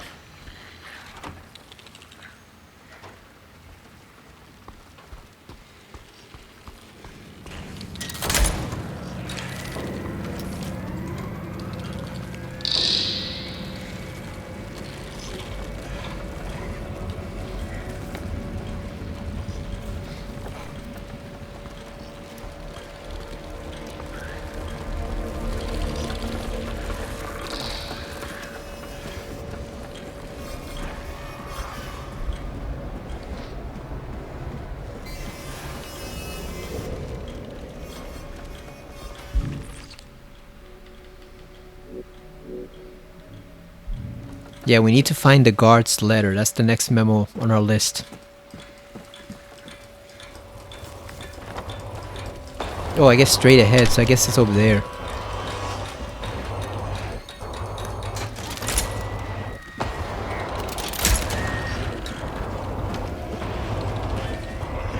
Oh, there it is right there.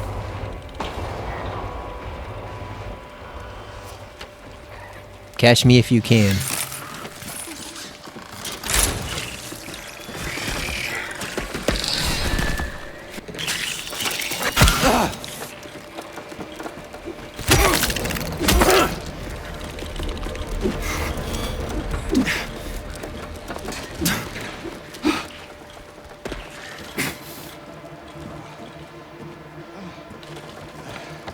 These spiders play around too damn much.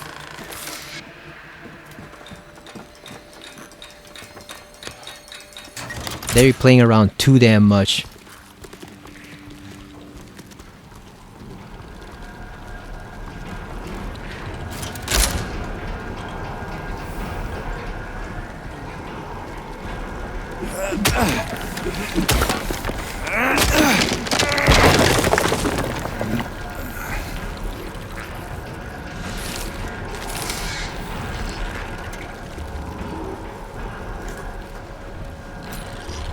Alright, a nurse syringe and a health drink. Nice.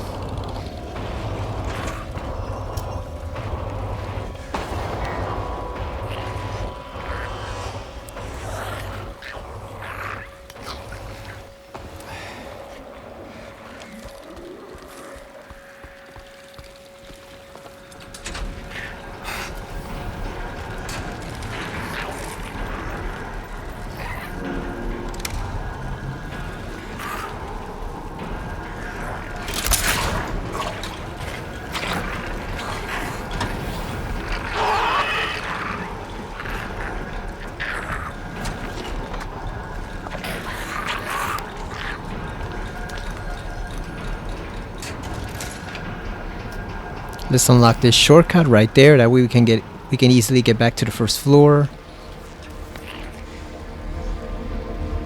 Okay, gotta go to cell block D.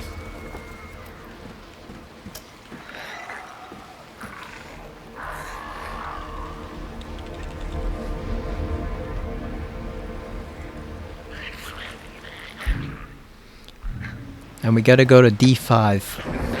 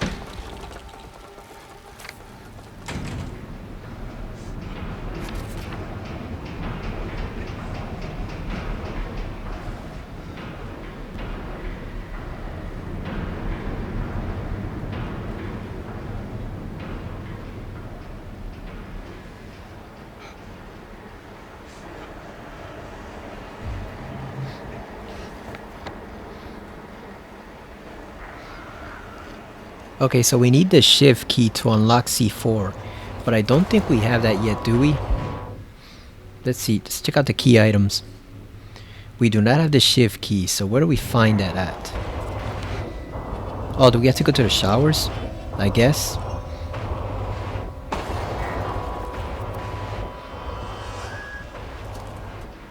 Oh, oh, there it is, the shift key. I was about to say another syringe.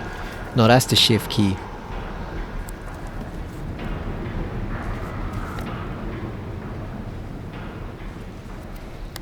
Okay, we gotta circle around all the way back.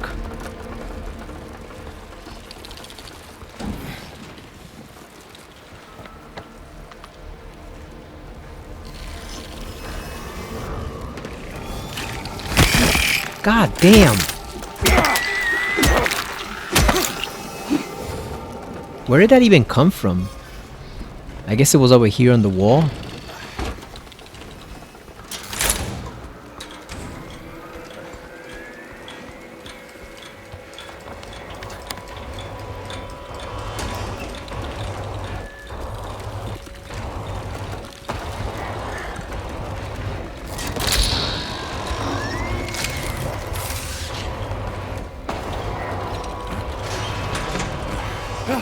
James, get in there. Before these mannequins eat you, get the hell in there.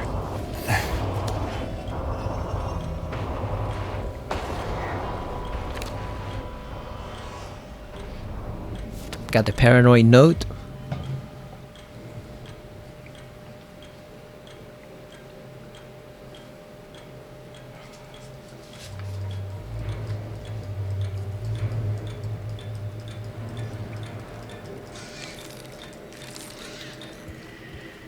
Alright, so we got a note in the changing room and one in the shower.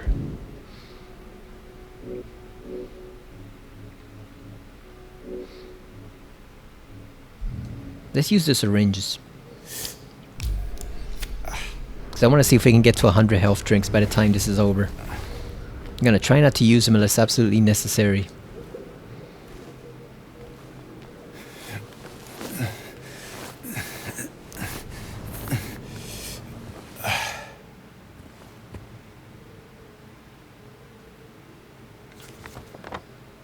Okay, so there's one in the changing room, one in the showers.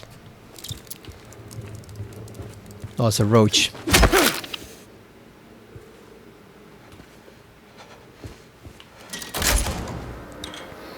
We're not going to disturb that stall because you can see there. Look at its feet. There's a mannequin waiting right there, so we're not going to disturb that.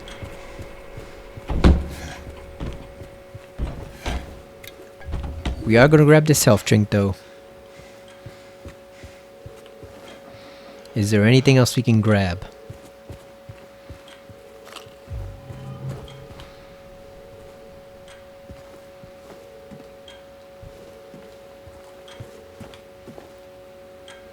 They won't save you.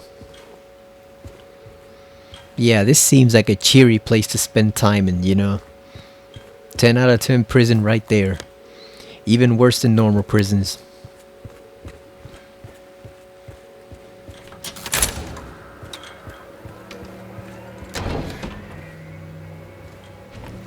Make sure no one's here.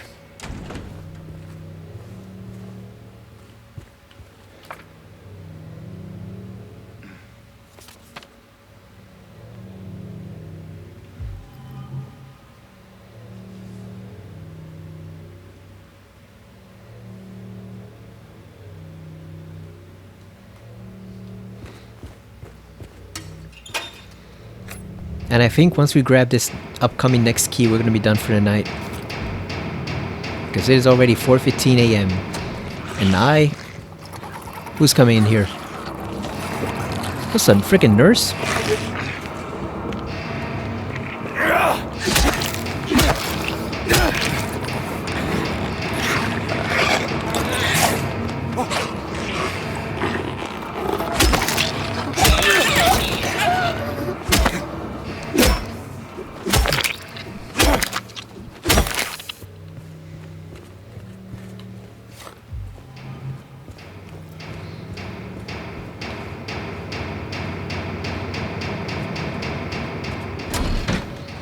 Yeah, we are going to grab the key and whatever, the key and the glimpse from the shower room, but I think once we're done here, we're going to save for the night. Because it is almost at 2 hours, and like I said, it's 4:15 a.m. So I got to go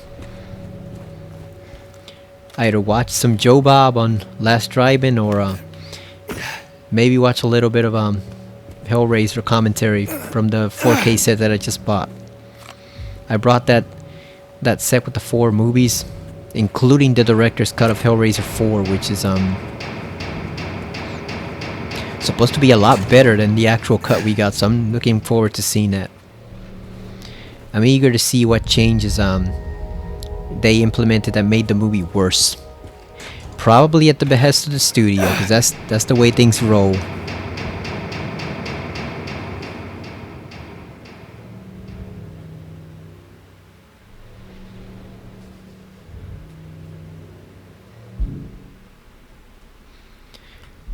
I do want to check out something here because it says the last glimpse is southwest of the break room. So I'm gonna see where the break room is.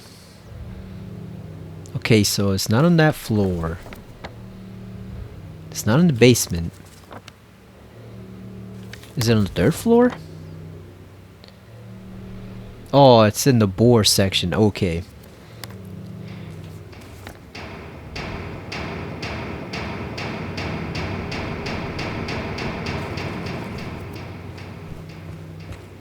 So that is it for the collectibles in this version. I mean, in this section over here.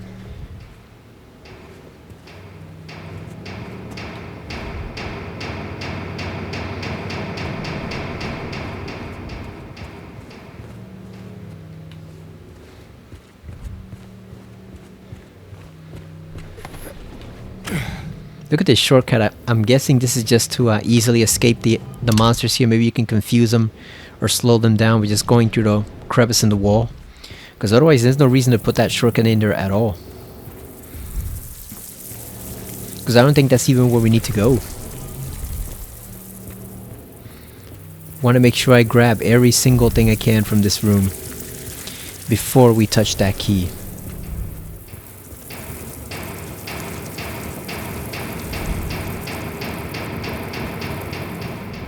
Which do you prefer, the old prison or the new prison?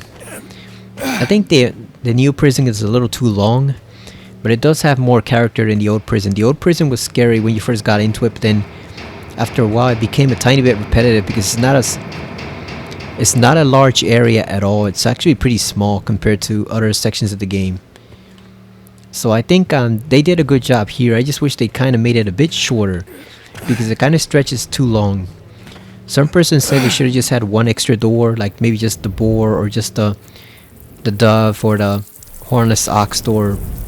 I don't think so. I think 2 would have been fine. I can see 2 doors being fine. I think it's when you stretch it to 4, that's when it kind of gets a little bit excessive.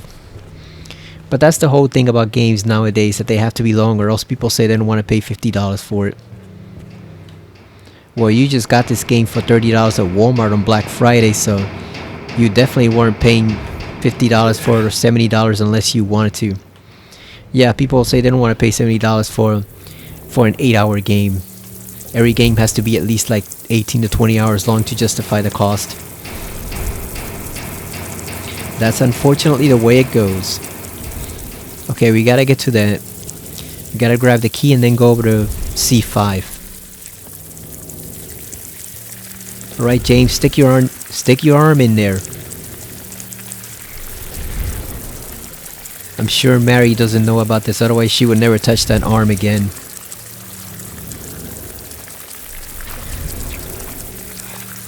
Maybe it all stems from Mary forcing him to unclog the toilet. That's where that idea comes from. He just had to do that over and over and now he got used to it.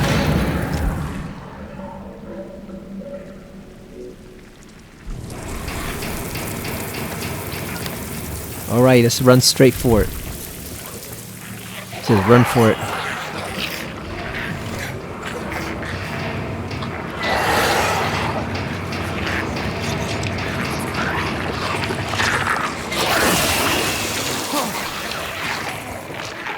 He just had to get that in there, didn't he?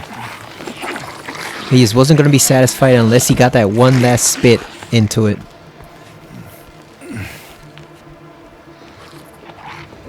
Jackass. Yeah, that asshole just had to get that one last toxic blast in. He just would not be satisfied otherwise.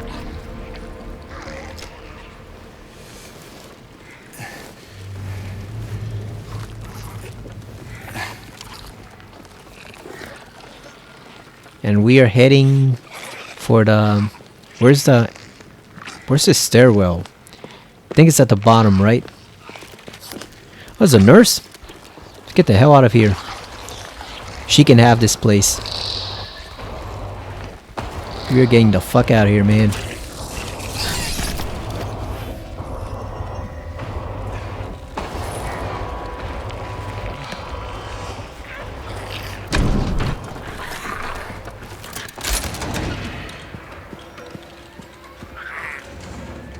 Let him come to us.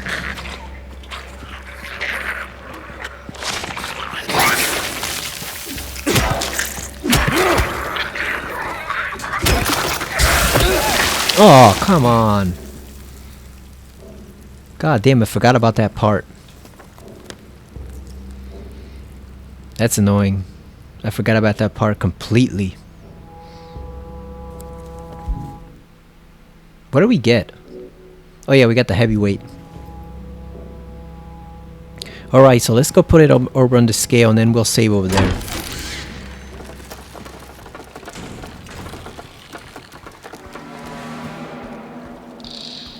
Turn on the lights, James.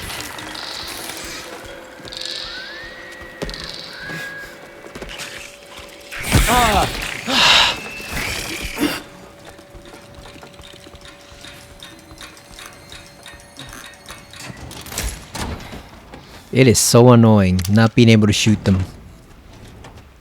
We're definitely gonna have to come back and do like a revenge run or something, because that's just way too annoying not being able to shoot them. Okay, so let's do this one last puzzle and then we'll be done for the night. I think we gotta get the boar door next.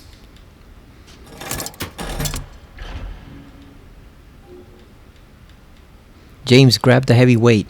What are you doing? There we go.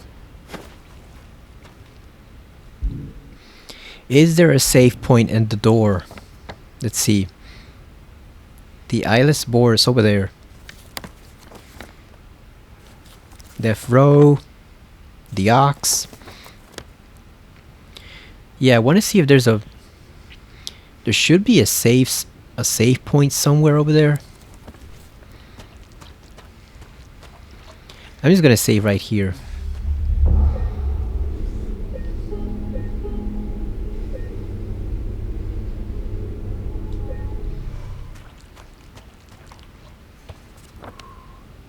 You know what, I'm just gonna check. We're just gonna go over there.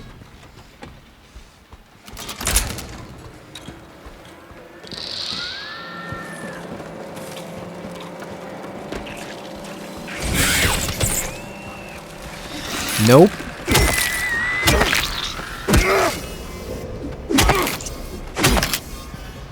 These are freaky with how ferocious they are. They're like wild animals compared to the other mannequins. Damn! They even follow you in here. They just cannot let it go. They even follow you in here.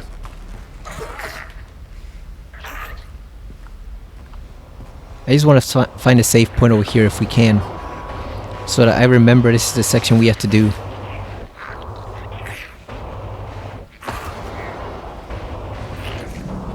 Okay, so we know he's in here. We don't have to worry about him just yet. We know he's in there chilling. God, you motherfucker!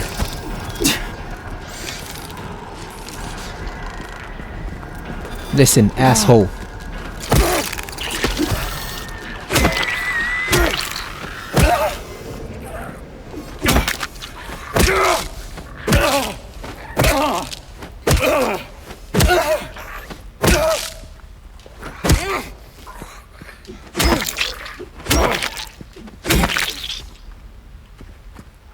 Jesus, they're annoying. God damn, they just cannot leave it alone.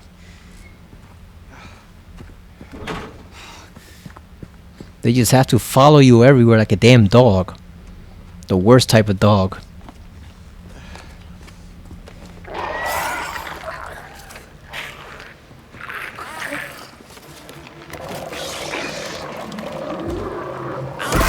God damn!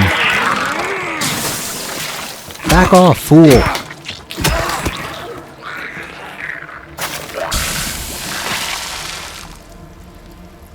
Can't even stop to read a damn letter. without some freak ambushing you here. Jesus.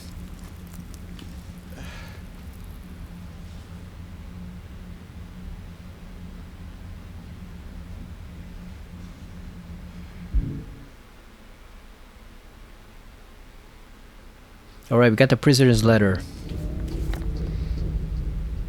We need a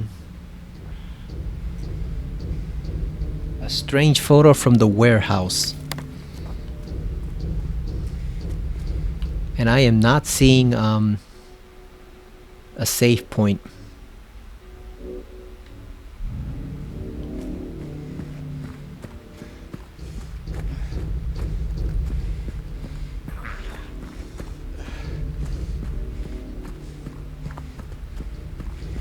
There's gotta be one around here somewhere.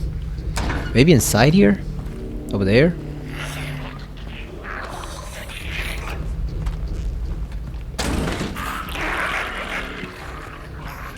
Let's not even play around with that.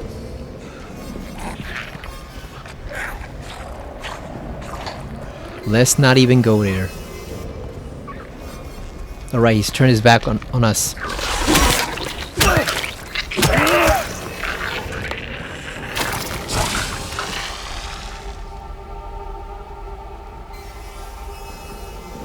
Sometimes if you do just back off away at a suitable distance, they will turn their back, allowing you to hit them easier. Look at that freaking mannequin right there. Come here. Legs.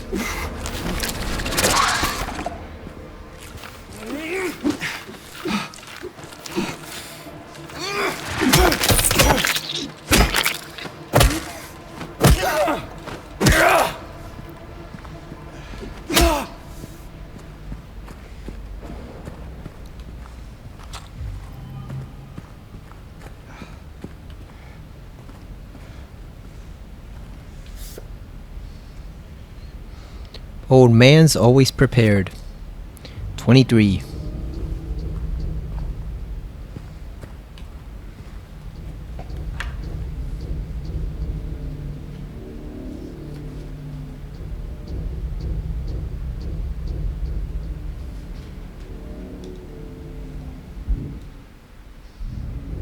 And that is the last photo in the prison.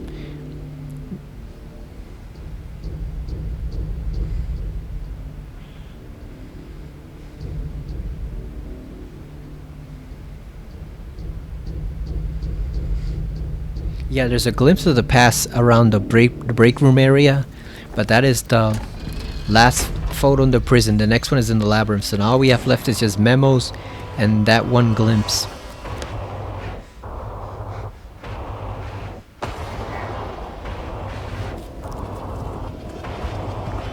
Hopefully there's a save area close nearby. I think there is. I think it's over on the other side.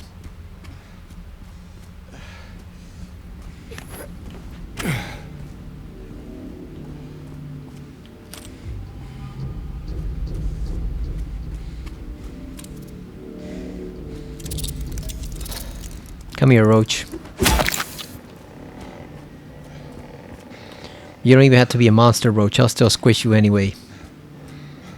You guys are diseased.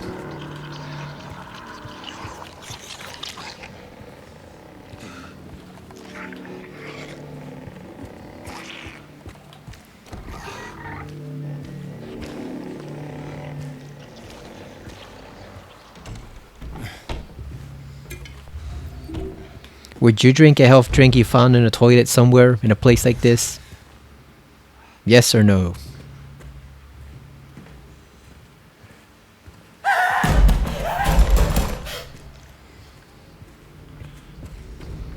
I wonder how many new players get shocked by that. They could have telegraphed it a tad less, you know. It's still good, but the other one was a bit more spontaneous. Oh, that does not look good right there. That does not look good at all. Let's get out of here, James.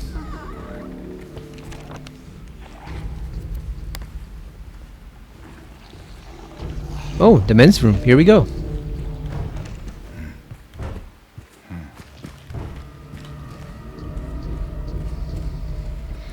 Let's kill the nurses so that this area is completely clean.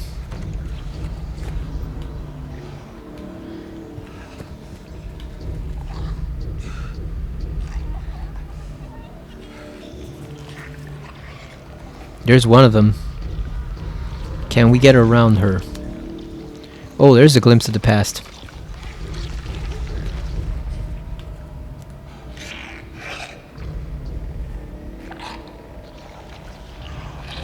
Let's try to sneak up on her.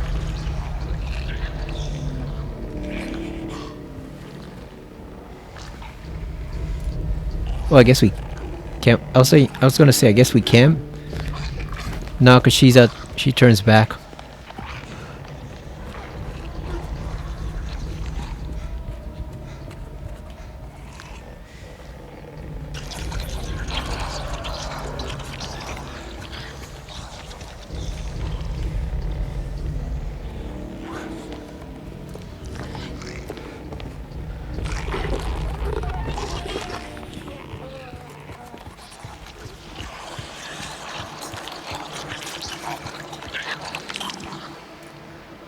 Trying to see if we can hide long enough to ambush that one nurse over there, because then we can easily ambush this one over here. But I don't know if we can actually get her into position or not.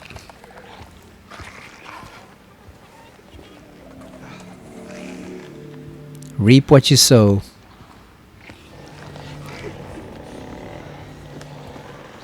Where'd she go? I don't see her. Well, she's right here. Shit.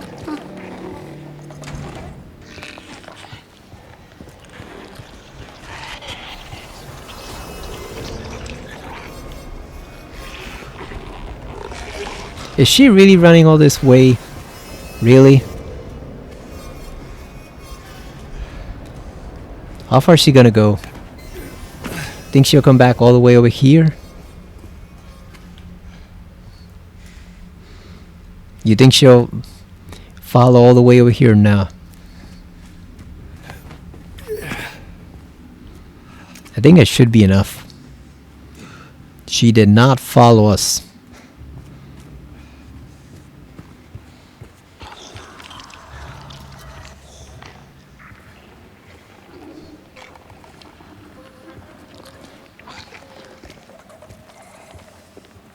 I think we might be better off just attacking her head on rather than wasting all this time.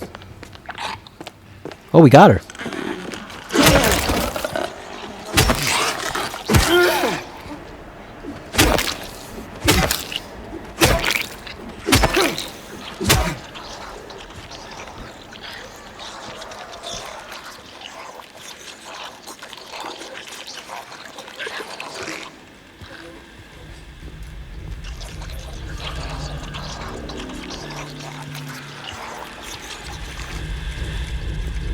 I don't think there's a way we can get this one unless we go around the side of the door over here. Let's see.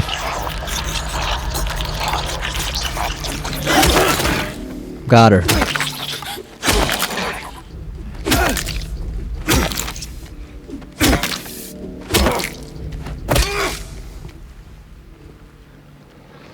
You notice how they get more bloodier the more James beats on them? I like that attention to detail. Let's keep that on as a source of light. We don't really need to smash that TV. There's no trophy for it, I believe. I thought there would be, but apparently not.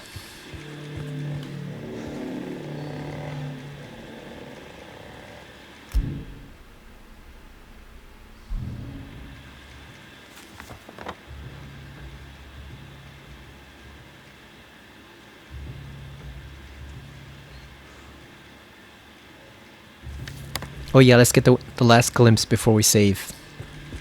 It's over here.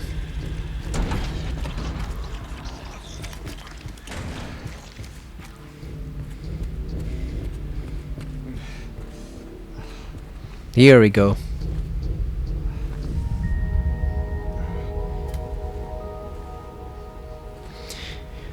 But to me, this is more evidence that it's not a loop. It's more like him picking up echoes of another universe, another past reality, because even if this were the door that he used before to jump down into the labyrinth, it's in completely the wrong place. Like, the town is not going to redesign itself from the ground up completely just for one man. Like, that's way beyond its capabilities, you know.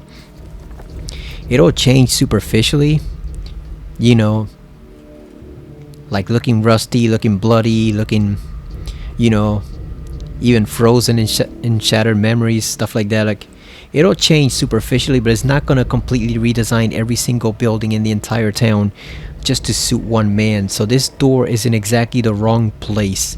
So it probably doesn't lead anywhere, or at least anywhere substantial. It's just a hint. It's just a reference to a past event.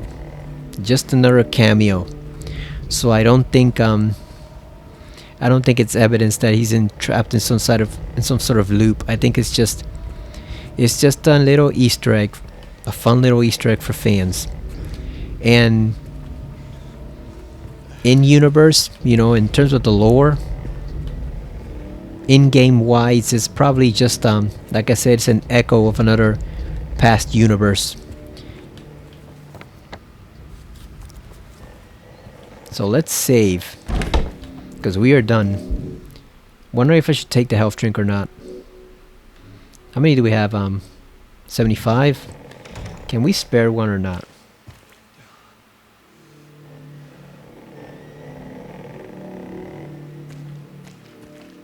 You know what, let's wait and see if we find another one. I think as long as we don't spend too much time in danger, it doesn't affect the Maria ending. I think caution is fine. Is when you get to danger, that's when the points start racking up against you. So we're gonna save here. That'll be it for tonight. Yeah, and we made a lot of progress, but we're still in the prison. We are still in the prison, but we did get all the glimpses, all the photos. The only thing we have left is 2 memos. One is in the infirmary and one is behind the Dove door, which we still haven't gotten to yet. Other than that, anything else is in the labyrinth. Looking at this list, there's no memos in the labyrinth at all, so that's a huge relief. We don't have to look for those. There's only one glimpse, just one.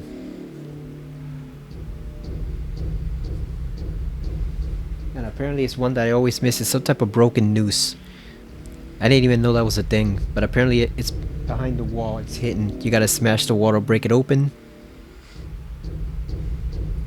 There are 2 photos and one of them is easily missed. It's when you're turning the block with the different faces on it, and you can easily miss the combination you have to do to get one of the photos. So those are 2 we have to look out for, but other than that, there's not much in the labyrinth to collect, which is a relief because we can just focus on playing the game and not having to check off, you know, every single thing on our list. But yeah, that's it for now. I might play Astrobot tomorrow. I'm not sure. Astrobot, or maybe try to finish Alan Wake 2. Probably Astrobot, because I just played like almost 3 hours of Alan Wake a couple nights ago, like the Friday prior. I played like almost 3 hours of Alan Wake, so I might want to take a little break from that, at least for a day or 2. But I'll probably definitely play Astrobot, get some of those more extra bots that they added along with the time trial stages, and then eventually in a day or 2 we'll come back to this also. We're getting near the end.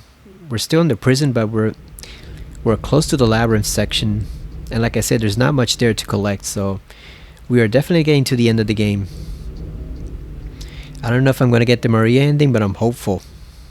I'm hoping we've done enough as far as visiting her, defending her, ignoring stuff from Mary, the coin we picked at the apartment building, constantly healing. I'm hoping we've done enough. If not, I guess I just have to get it on my own, but we're definitely going to get at least the other endings. It's the dog ending and the stillness ending. We're definitely getting at least those 2. Maria might be the one that maybe eludes us for a little bit longer, but we are definitely getting all the endings so we can try to get all the remaining trophies. So thank you for watching. I will see you again next time on Silent Hill 2 Remake. on the PS5. See you later, everyone.